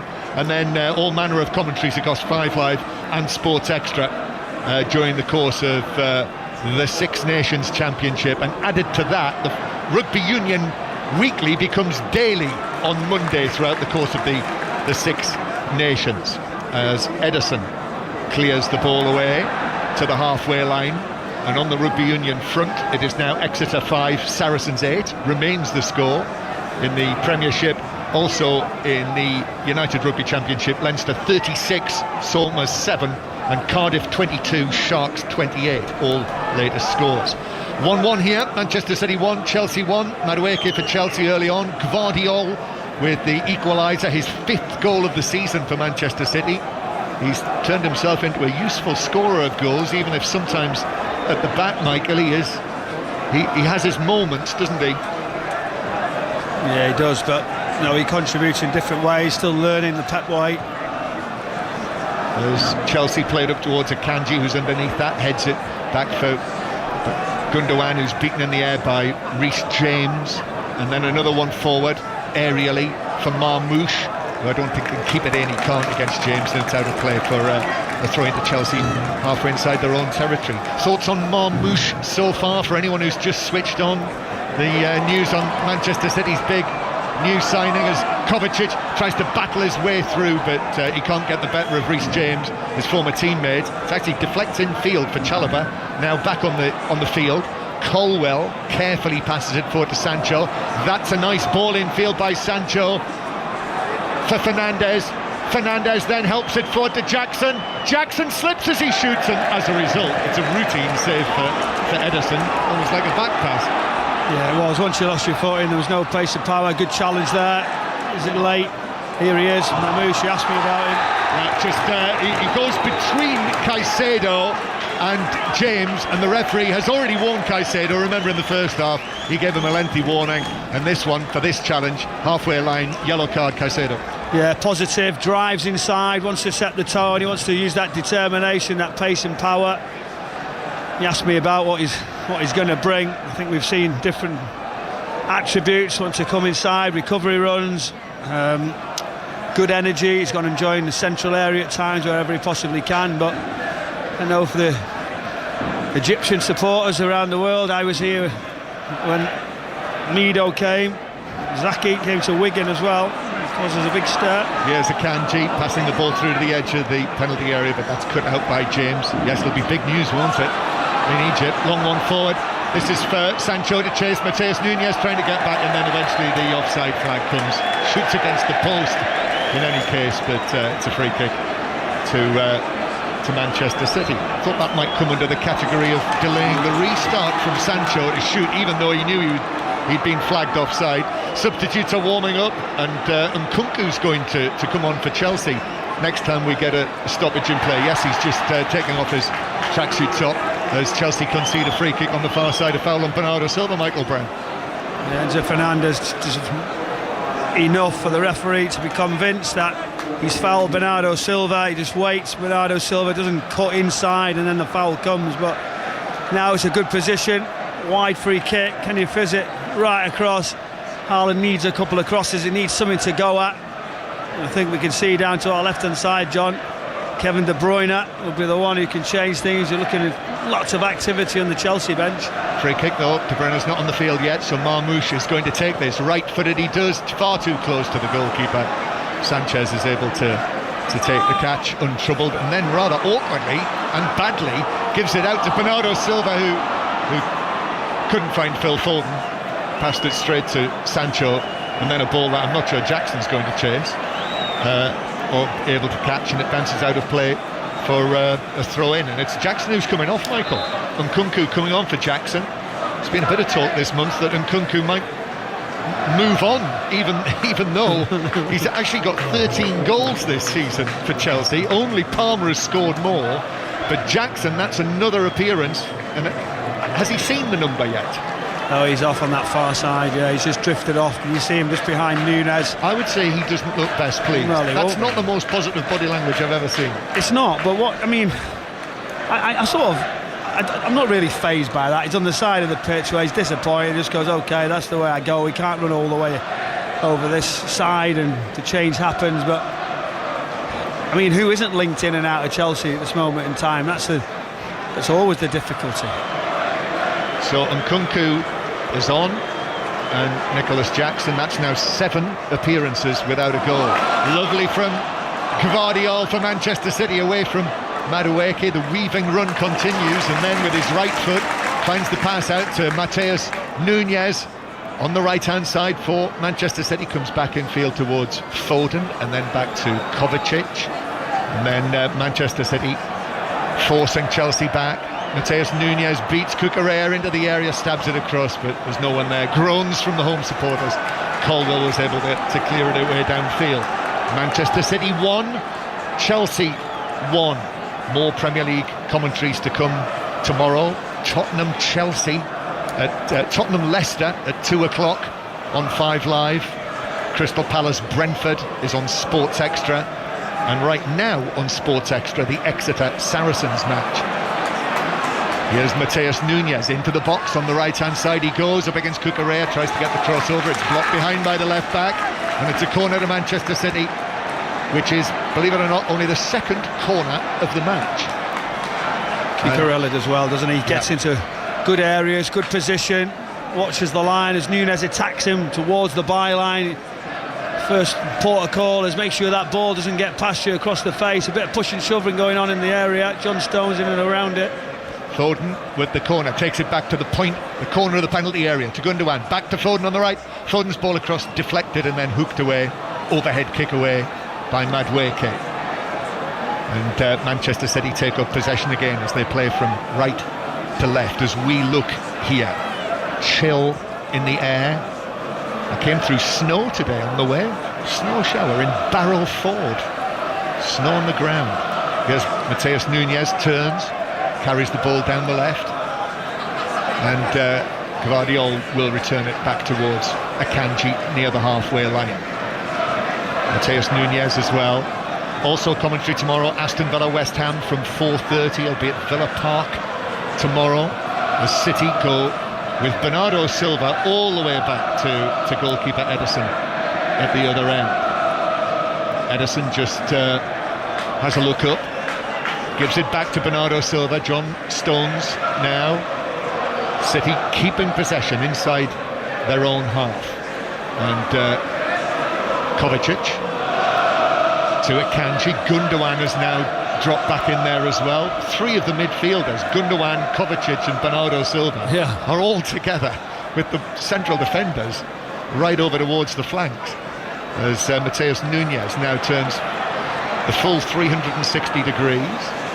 And then still in possession of the ball. Look at the runs there from the halfway line. I think that's the next one. He doesn't need Ilkay Gundogan there now. Do you know, because the presence of Jackson's different. I think that he won't stay too long with having 3 behind it. Gundogan's going to try the long pass. This is for Haaland. Colwell, who's stuck to Haaland and has done pretty well against him, the England international so far in the match. Haaland's just got away once, and the shot was saved by Sanchez early in the second half.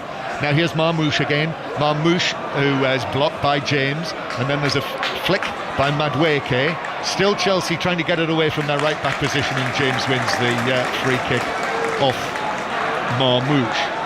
I don't see anything in terms of physically that would suggest Marmoush can't play the whole of this match. You know, he was right in the thick of the action with Eintracht Frankfurt, wasn't he? Yeah, I think so.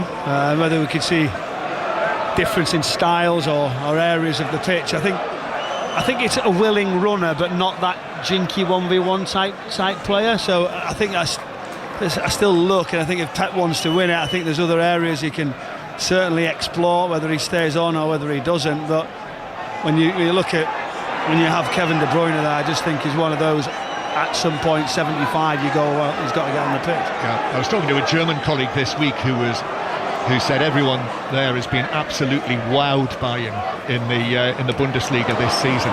Here is Gundogan playing it in field, so he was going to get a move, it would appear, sooner or later, as Chelsea go back to Sanchez. I think the point is with it, I think several clubs over in this country looked and thought about it, weren't 100% sure because of the amount of time that he's done it. And that's people in and around Manchester City in the Premier League. Yeah, and he came from the Egyptian second division originally with Wadi Degla before he got his move to Germany. I was reading this week on the BBC Sport website, it was Ryan Giggs who spotted him at a tournament in Dubai, mentioned his name, so that's how he got his move to Germany. And not unlike Mohamed Salah, you know, a few moves, lone moves, and now he's got the big move. So Manchester City in possession, still 1-1 in the match. Gundogan just going back towards the edge of the penalty area and then all the way back to Ederson. And then the long ball. This is again Haaland against Colwell. James got a touch on that. Haaland's brought it out to the left and he gives it to Marmoush, and Marmoush shoots wide of the top corner from the edge of the D, and he turns away the Egyptian and thinks that was close, and it was. Well, that was the chance. I thought there's the 1v1 that they wanted. Ederson into Haaland, you know when he gets into area, but he almost turns the wrong way, plays it inside very, very quickly.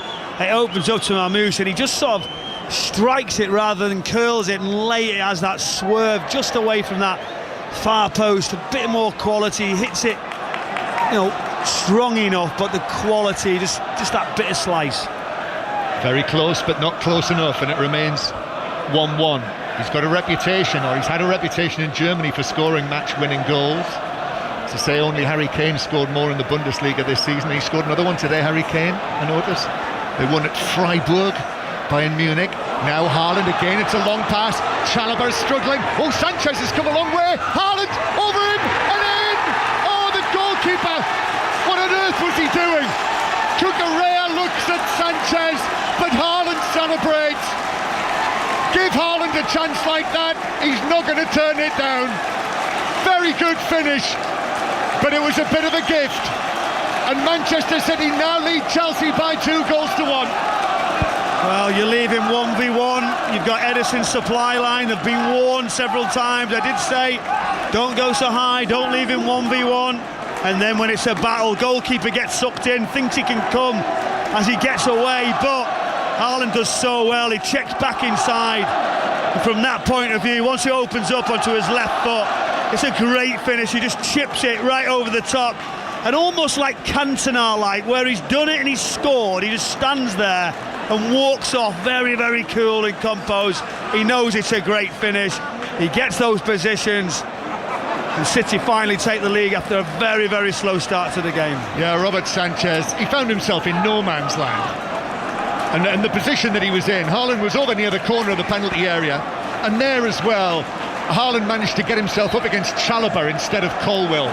Invariably it's been Colwell who's dealt with him pretty well, but he got away from Chalobah, goalkeeper came out, and really it was just an invitation for Haaland to lift it over, and as long as he got it on target, it would have been in the back of the net. Yeah, but I understand go 1-for-1, but they've had a warning. Give him 5 yards. Sanchez now clears it out, and then Gvardiol was onto this, and fiery deflection puts it out, and Pep Guardiola on the touchline is waving his arms around, I think suggesting that the Etihad crowd give it a bit of noise. Yeah, there was no suggesting. It was, come on, get behind it, give it more. But now they can really put Chelsea under pressure out of a real error from the goalkeeper. I still think there's a lot of work to do. I think you do your homework, you stick to your tactics at times, breakthroughs do happen. So the ball just rolls over the white line, throw into Chelsea level with the edge of their own box. So Chelsea facing another defeat here. Chelsea, who are in danger of dropping below Manchester City in the Premier League table with this scoreline. The crowd have responded to Pep Guardiola. That goal from Haaland, number 24 for Manchester City this season, and after Salah scored for Liverpool today, so Salah has got 19 in the Premier League this season, and Haaland now 18, and the 2 goals from Isak means that he's on 17 in the Premier League. As Colwell in his own box is able to chip it away over to the far side. Cucurella takes it on. Malo Gusto is going to come on for Chelsea next, and here's Chalobah, who seems to be okay, although it was Chalobah who took that knock, and it was Chalobah who was beaten by Haaland when he was one-on-one in the build-up to the second goal.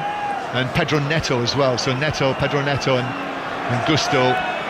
Enzo Maresca is going to bring those two on next time he gets a chance. 20 minutes to play here at the Etihad Stadium, and Madueke running at Guardiola into the penalty area, tried to hook it across. They were shoulder to shoulder, they bounced off one another, and he was able to win the corner, Madueke, even though he was rebounding over the dead ball line at the time. He scooped it into Guardiola to Chelsea corner, their first of the match. Yeah, now how can they react? What can they do? City zonal, one blocker, and Bernardo Silva trying to stop any blue shirt, get momentum. Kovacic now stepped into that area as well, and Mamouche finally joining. They've got to set up quicker, City. So James to take the corner for Chelsea. Reece James, deep delivery to the back post, which is headed down and away. John Stones was underneath it and was able to clear it for Manchester City. Back to James. Madueke might well have been in an offside position, crosses anyway, and it's caught by Ederson. There's no flag, and even though the Manchester City defenders are arms in the air all over the place, but it's been safely dealt with. So 2-1 to Manchester City. Lines open for 606 08 085 909 693. Kevin De Bruyne is going to come on for Manchester City as well, so we're going to have a number of substitutions next time the ball goes out, but it is still in play. Yes, Robbie Savage and Chris Sutton waiting for your calls to the UK's most popular football phone-in, 08 085 909 693. And here come the changes for Chelsea. First of all, Reece James is going to be replaced by Malo Gusto and Jadon Sancho by Pedro Neto, so straight swaps. Yeah, you understand that, you get it, but Reece James, it's great to see him back playing games, getting minutes, super talent. He's spent a long time in recovery tables, and wish him well, because he's someone I love to watch play. But yeah, only his 8th appearance this season for Chelsea, and it's Marmouche. He won't play the full match. He's coming off with just under 20 minutes to play, but they're on their feet, the Manchester City supporters. He did have the ball in the net in the first half. He was caught offside repeatedly, including that time. Went very close with his shot. He's not scored on his debut, but there are high fives all round for Omar Marmouche on the Manchester City's substitutes bench, and Kevin De Bruyne replaces him. What do you think, Michael? Marks out of 10? No, I think it was a positive debut. I think he had to play in a role that's sometimes difficult to understand after a slow start, and Pep Guardiola doesn't always give those forward players that freedom that you would like, and you have to understand when and where you can go on the pitch. But I think overall he showed good energy, some good touches. Just ran offside a little bit, didn't he, early on with that eagerness, but I think a real positive start. Yep. So Kevin De Bruyne is on. Manchester City 2, Chelsea 1. Phil Foden was in a Chelsea sandwich on the halfway line, no free kick. Palmer has actually been very quiet in the match.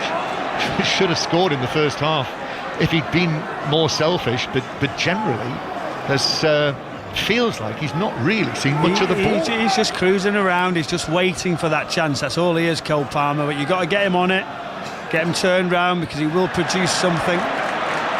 Yeah, Michael Brown felt he was too cool in the first half when he was through seemingly one-on-one. I think his first touch should have been across with his left foot, then it opens up the goal, but he thinks, all right, it's no problem, I'll just whiz it across. He sees it. It was just a little bit too pacey, wasn't it, the pass for that simple tap in. But now De Bruyne on the pitch, you know something will happen. He always creates, and it's going to be a really sort of open ending, because Chelsea are just going to start going for it. It leaves those gaps for City. So 2-1 to Manchester City. At that time when Palmer was through, Chelsea were winning 1-0 through the early goal from Madueke, but Gvardiol late in the first half, and now Erling Haaland, who is on one of those runs, 6 goals in his last 6 appearances for the big Norwegian, and that now takes him, Michael, close to another milestone, of course. He's now on 249 club career goals for his various clubs. Erling Haaland, Brunner, Mulder, Salzburg, Dortmund and Manchester City. It's not bad, is it? The return has been sensational, the growth of his his career. Obviously a very, very lucrative contract with many years. That tells you the professionalism that everybody thinks he's got in the football club, and you do feel like those goal records are just going to keep getting broken. Yeah, the growth of his career, the growth of him as well. Do you think he was a big baby? Probably was, wasn't he? As Stones hits a long pass cross-field. Gvardiol heads it back to Kevin De Bruyne. De Bruyne now with the outside of his boot to Foden, and back to Kevin De Bruyne. I think it's unfortunate for City with Jeremy Doku's injury. Why don't you check your notes and see what weight he was when he was born? When he was born. Do you know what? I haven't got that. That's my mistake. Apologies, everyone. Baby weight. Here's De Bruyne. TBC. Blank. Straight line. Here's De Bruyne. Back to Mateus Nunes. Mateus Nunes, but Cucurella kept his feet well, actually, the Chelsea left back, and was able just to poke a little toe in there, clear it away, and Chelsea start again from the back. But they're facing a second defeat to Manchester City. Pep Guardiola, with this scoreline, is doing a double over his old assistant Enzo Maresca, and Manchester City with the ball on the halfway line. John Stones rolls it across here to Akanji. Into the last 15 minutes we go. 08, 085 909 693. I know that Robbie Savage and Chris Sutton will want to hear from you. Want to hear about that sending off, that decision at Molineux. I'm sure from Arsenal supporters on the way home. When I was listening to Ian Dennis earlier with the commentary describing the scenes of Arsenal's celebrations, you know, that was a big win for them, wasn't it, in the circumstances. Wolves had a man sent off as well. As the ball's played forward for Manchester City, Haaland's chasing this, but Chalobah will get there comfortably and is able to play it back to Robert Sanchez. So it is now Exeter 24, Saracens 15 in the Premiership in the Sports Extra commentary match, and full-time in the United Rugby Championship, Leinster 36, Stormers 12, and Cardiff 22, Sharks 42. Foul on Enzo Fernandez in the middle of the field, and that is a yellow card for, was it Bernardo Silva? Yeah. Who caught him? It was yellow card for Bernardo Silva. He dives in, tries to get any sort of thing, but Fernandez does so well. Great feet, drags it back, then drives into position. It's just on the back of his foot. Wasn't really too bad, but once you're in an advanced position, breaking away. I mean, this is interesting now, isn't it? The later stages of games, this is where City have struggled.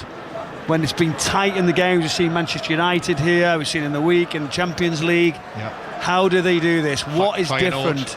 Feyenoord here was incredible ending when they were so comfortable. I think they learnt from that regards to seeing it out and doing the right things, but collectively, I don't know, the concentration levels, there's something in it that they don't have the confidence to do it. But you're right, Manchester Derby, remember? Yeah. Coming into the last 10 minutes. There was one mistake from Nunes, and that changed it very quickly. Yeah. So it was different to others where there's been a domination or something coming for a period of time. That was just a switch that changed. What happens here? Did Chelsea go, right, OK, we know they can do it. That'll be the message from the bench. The players are saying, come on, keep probing, keep coming, take more risks. And I think this is the time now they've got to start to do it. Yeah. 2-1 to Manchester City. But with City right now, as Michael Brown's been saying, we are in this position where nothing is certain, nothing's guaranteed. Chelsea with the ball on the edge of their own box, carefully passed forward by Chalobah to Cole Palmer, who's dropped deep to get it, the former Manchester City man, scoring goals for City at the start of last season, remember. Here is Pedro Neto, the lively Portuguese. Then Nkunku. Nkunku just puts his foot on the ball. Touch from Pedro Neto out to Enzo Fernandez. Comes in and then hits a long crossfield pass. Madueke's going to do well to get to that. He does well. Is able to control it. Brings down the bouncing ball. Up against Gvardiol. Left-footed ball into the near post, but that's cleared away by Akanji with his right instep. Comes out to Chelsea again. The header back from Gusto is a little short. Haaland trying to get it back from Chalobah, who did well. Colwell was there as well, but the Chelsea central defenders dealt with that pretty well. Now Palmer approaching the edge of the box. Opens his left foot and passes it actually out to Neto over there near the left corner of the box. Back to Enzo Fernandez. Caicedo 25 yards out. Gusto Gusto back to Caicedo, who strokes a pass, bouncing out to Pedro Neto, double step over. Neto with the cross, which is deflected wide, straight out of play, corner to Chelsea from the left. Yes, Pep just puts his hands in his pockets, head to the ground. He goes to sit on that seat. So speak to the staff. What do we do next? We've been through this, we've discussed it. Chelsea now move the ball around, test City out, and put them on the back foot. And this is the type of situation now. Yes, it is. Corner, set piece opportunity. Pedro Neto standing at a 45-degree angle. Pedro Neto with his left foot to the near post. Haaland's head actually takes it out to Caicedo. Caicedo trying to find a position, but he was very quickly closed down by Kovacic, who gets a big slap on the back from Bernardo Silva, and it's out of play for a throw-in that Chelsea take. Gusto with his gloves on, and Caicedo to Enzo Fernandez. Fernandez's pass, again Kovacic goes to ground and is able to slide that one away. They're being asked questions here though by Chelsea as they go through the middle to Nkunku. Nkunku's pass that is cut out by the recovering Mateus Nunes, but Foden is in danger of losing it. However, Gundogan comes to the rescue and is onto the loose ball, and Gundogan now lifts one forward for Haaland to chase, but Gusto will get there comfortably ahead of the Norwegian international, the Yorkshireman. And it's played back to Sanchez, who passes it out to Colwill. It's nice as a midfielder that you know the high line's there. Here they come again. Clearance by Mateus Nunes, but he's only given it away to Palmer, and then Palmer is bundled over by Kovacic, and it is a yellow card. I did wonder whether it would be in that position, 25 yards out, moving sort of diagonally over to the left, but even so, yellow card, Kovacic. There's very, very minimal contact. Cole Palmer knows it's coming. He sort of locks the two legs up. Is that a yellow card? I'm not so sure. Kovacic didn't think it was. I'm getting a little look along the line, say it possibly is. What do you think, John? Well, that's a free kick, Michael. That's what it is. Well, sit on the fence if you want. Palmer ended up sort of sprawling, sliding on his back with his palms apart. You see my point though, right? I do, he's gone to him. He's not really went for any contact. There's a slight come together. Cole Palmer lets some legs go and make sure he gets it. I don't think he needs to do the yellow card. If I was refereeing that, I would have given a free kick and a yellow card with one viewing of it. Okay. Where it was. See, if I was in the pitch, I'd disagree. Palmer with the free kick into the back post that Gusto can't get to, and Gvardiol is able to take it away. And then there's a foul, even though it's been taken away by Chalobah. It was a foul on Gundogan, and it's a free kick to Manchester City, 15 yards inside their own half. But you can feel it probably wherever you're listening to us on 5 Live. It's a bit edgy inside the Etihad. It's going to be, because so many times this season we've said, OK, City are going well and they've conceded, but just going back to your point of view, regards to if you were referee, you'd have said, well, OK, I'd give a yellow card, one look. But me as a player, I might have got a little bit closer to it. Yep. I might have given the benefit of the doubt. We talked about tackles earlier. Yep. We see things slightly different. So Cucurella there had to be quite careful in that he very nearly stepped on Gundogan. Cucurella. 2-1 Manchester City lead. Haaland is the match winner. He scored in both matches against Chelsea this season. Now Ederson with this long free kick. Chalobah gets up, heads it down. Gundogan then gives it away to Caicedo. Groans from the home supporters. Palmer, in goes Bernardo Silva with the challenge. Chelsea weren't able to get over the halfway line, but Chelsea take the throw. Everyone knows the narrative here. Everyone knows, and you can feel it from Chelsea that they think they've got a chance of snatching an equaliser in this match.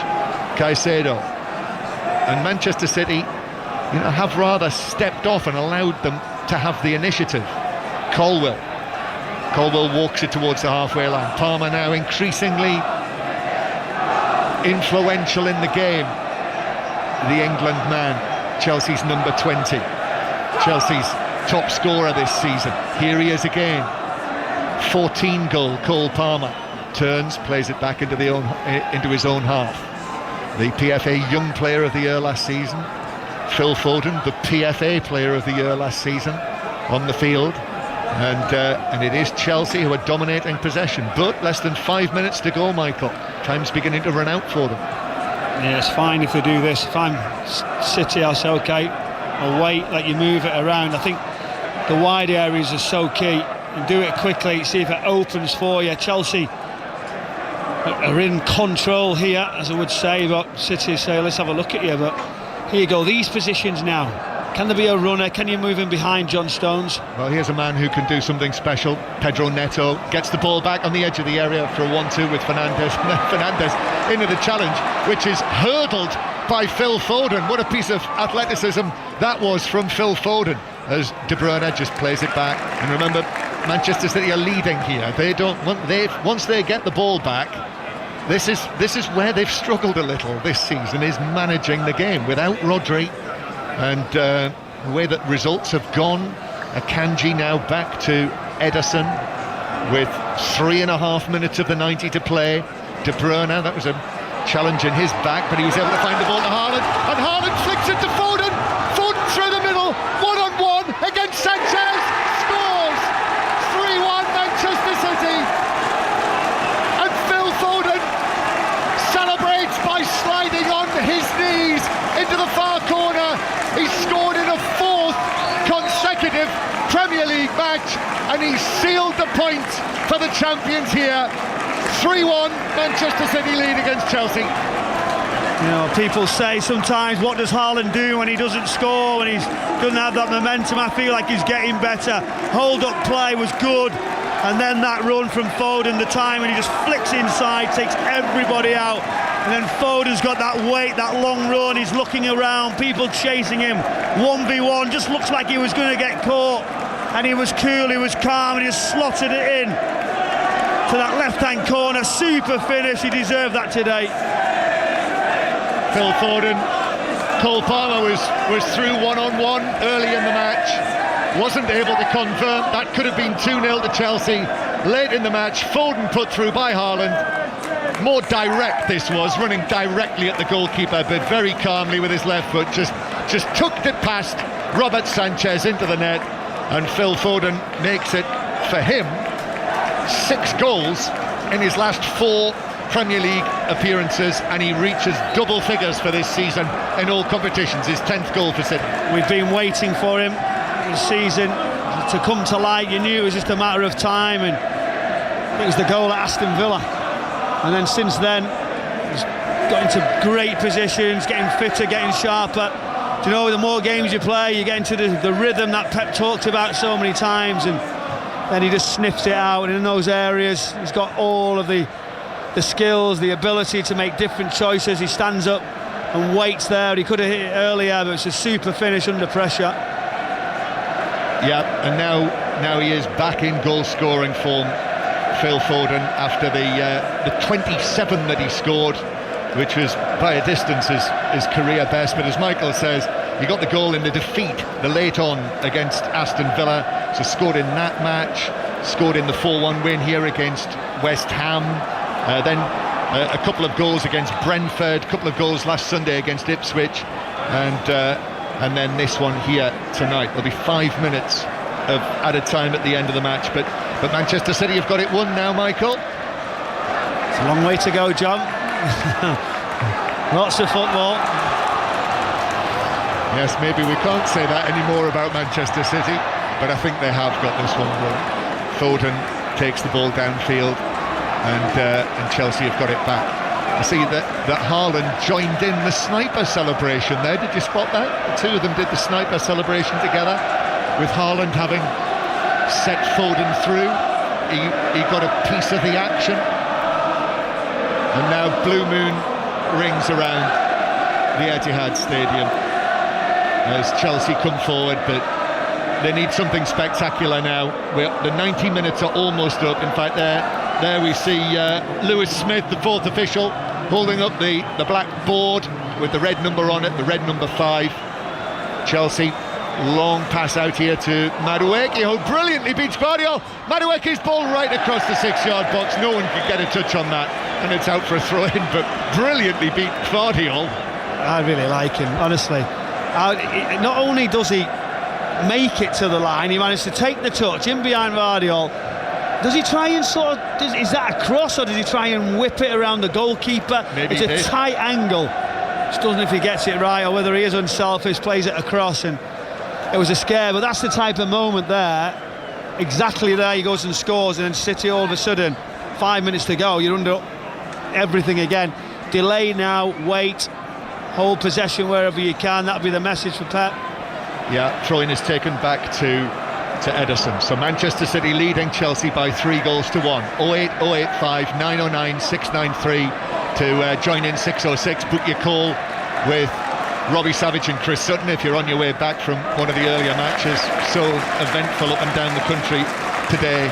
And also we didn't get a chance, Michael, to talk about it because Sports Support ran right up to kick-off here, as it always does on a Saturday afternoon at 5:30. But I was reminded by the chorus of Blue Moon before the match, a really poignant tribute to Tony Book, Bobby Kennedy and Dennis Law, 3 Manchester City players who have recently passed away, and the Manchester-based Halley Choir performed Blue Moon on the far side of the pitch with the lights down, and a brilliant poster as well of Tony Book behind them. It was so atmospheric and very emotional. Yeah, it was a wonderful tribute to the players, the families, light show, and actually seeing what these players have done for the football club. But Tony Book was somebody that I walked into the football club when I was 16, and from there on, good relationship. He was very tough, very, very strong, but what he did for this club right throughout, right till the end, was absolutely incredible. Yeah, they called him Mr. Manchester City, didn't they? As you were telling me, they called him Skip. Skip was everywhere. You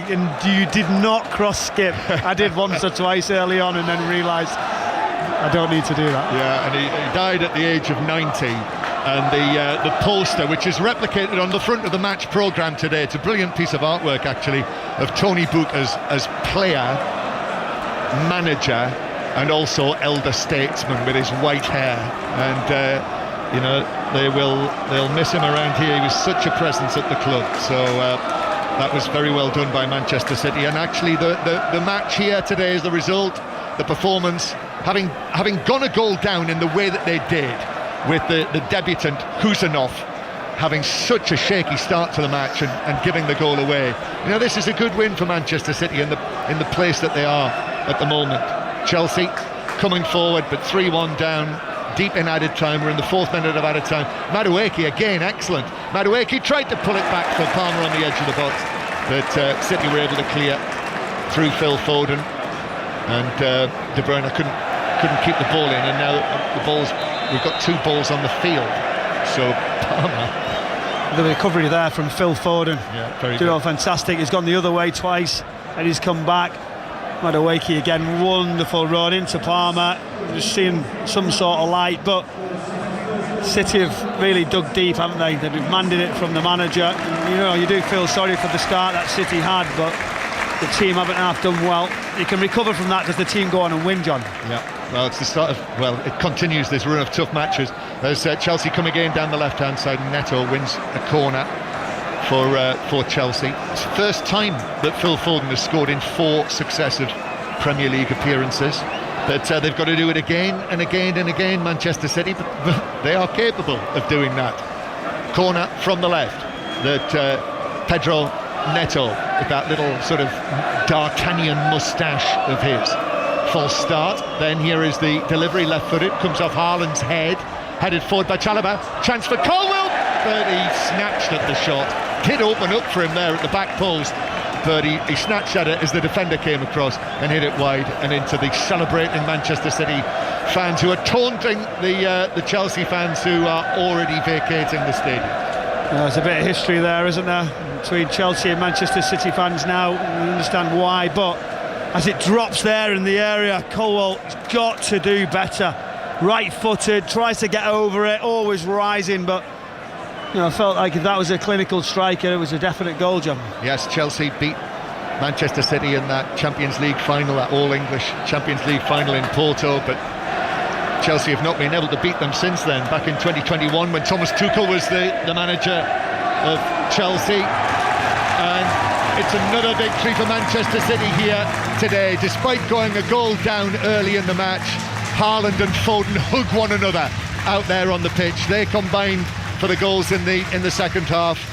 Erling Haaland set away to score the second goal that edged City in front, and then Haaland sent Foden through for what turned out to be the clinching goal, 3-1, and Manchester City have done the double over Chelsea this season.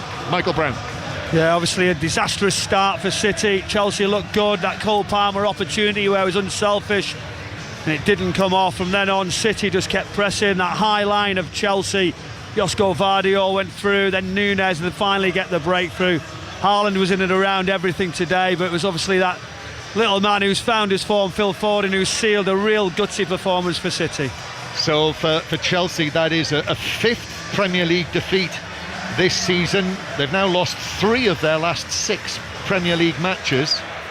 It's just got away from them, hasn't it? It has, and they'll be trying to find the feet, understanding why. I think we've seen some good signs from Chelsea, what they're about. Reece James is certainly a positive, getting back on. Nicholas Jackson had some chances. I think sometimes you can have too many options at times off the bench in the wider positions in those areas, but they've certainly got the tools to move forward. I think they've got a manager who's very, very tactically aware, but they are finding it a lot tougher than that run they were on. The Manchester City players are still out there. I see the Pep Guardiola has just called across Phil Foden, and he's got his left arm wrapped around the back of his neck, and there's quite a conversation between the two of them there in the centre circle. And Foden's the man that the cameras are focusing on, having reached 10 goals this season. You know, those opening months of the season for Phil Foden, he was nowhere near his best, and now he is a lot closer. No, he wasn't, but he had his injuries, he missed games, he didn't obviously compete in a lot of the matches that were there, and ultimately that cost you. We've seen that with Kevin De Bruyne as well. And once you play more minutes, this boy has got absolutely everything in his armoury. If a team goes well, we've just seen a nice exchange there now with Pep Guardiola and Cole Palmer on the middle of the pitch. A long chat. Wouldn't you like to know what he's saying? You've done all right, son, haven't you? Since I let you go. Was it on me? Is it something I give you? But look at that exchange in the middle. Yeah, they're right there. Cole Palmer and Pep Guardiola together, and Pep Guardiola with his hands in his pockets. I think there are smiles. Hands are obviously covering mouths as the two of them talk together, and they're going to actually be the last 2 people. He stops him again to have a little chat. Why does he do this on the pitch, Jam? Well, you tell me. Because he just says, come on, we'll have a chat. I've got a good understanding, because he's been questioned, hasn't he, about this? Yes. Why did Cole Palmer go? Such a talent, he's gone on and done what he's done. He wouldn't have got those chances in this side probably until this season. Yeah, but I would ask, why shouldn't he? Why shouldn't he talk to the opposition players on the pitch? No, I'm not saying, but I'm just interested that he does it on the pitch, and not like as he drop down the tunnel. I don't have an issue with it. I know know it's some good. people No, but what to. it is, it's quite good to actually say they've still got that relationship. I think he shows, do you know what? Yeah. I can still go and chat to him and say, hey, good luck, you've done so well. And look, he's happy. He knows that's a big game and a massive week of football for this football club. Yes, it is for Manchester City. Join us here on Wednesday night when Manchester City have to beat Club Brugge to get through into the knockout stages of the Champions League. And then league matches come against Arsenal, Newcastle, Liverpool, Tottenham, Nottingham Forest, Brighton. They've got the FA Cup in there as well. If they get through, they'll have the playoff rounds of the Champions League thrown in there as well in February. But it's a good bounce back for them from Paris on Wednesday night, yes? Yeah, well, you look at how bad that was in that second half, and you just look at the week, don't you? You've got obviously Club Brugge where you say, well, we've got to win, but Chelsea and Arsenal, it could have been a lot easier. Away from home is obviously a much more concern against the better teams. For Arsenal next week as well, that will be one of those situations where they're going to be right on top. But this has built the momentum for the week. You do feel like now, and coming into that Champions League game, training will be good. A few players have not played the amount of minutes because you've been able to bring 2 new players in. So a huge week, and I think that was a strong performance. We've seen still some signs for improvement, obviously, but we've seen some good quality. De Bruyne as well got rested, only seen the end of it, and Haaland again contributing. Yep, so that takes Manchester City into 4th place in the Premier League table, so they're above Newcastle on goal difference. Manchester City 12 points behind Liverpool and back to within 6 points of second place Arsenal. So Chelsea taking the lead through Madueke, but the goals from Gvardiol, Haaland and Foden mean a final score of Manchester City 3, Chelsea 1. So more 5 Live Premier League commentaries tomorrow from 12 o'clock with Steve Crossman. 5 Live Premier League Sunday. 2 o'clock Tottenham against Leicester. Crystal Palace Brentford is on Sports Extra. At 4:30 Aston Villa against West Ham is a 5 Live commentary match. And live sport in the morning again.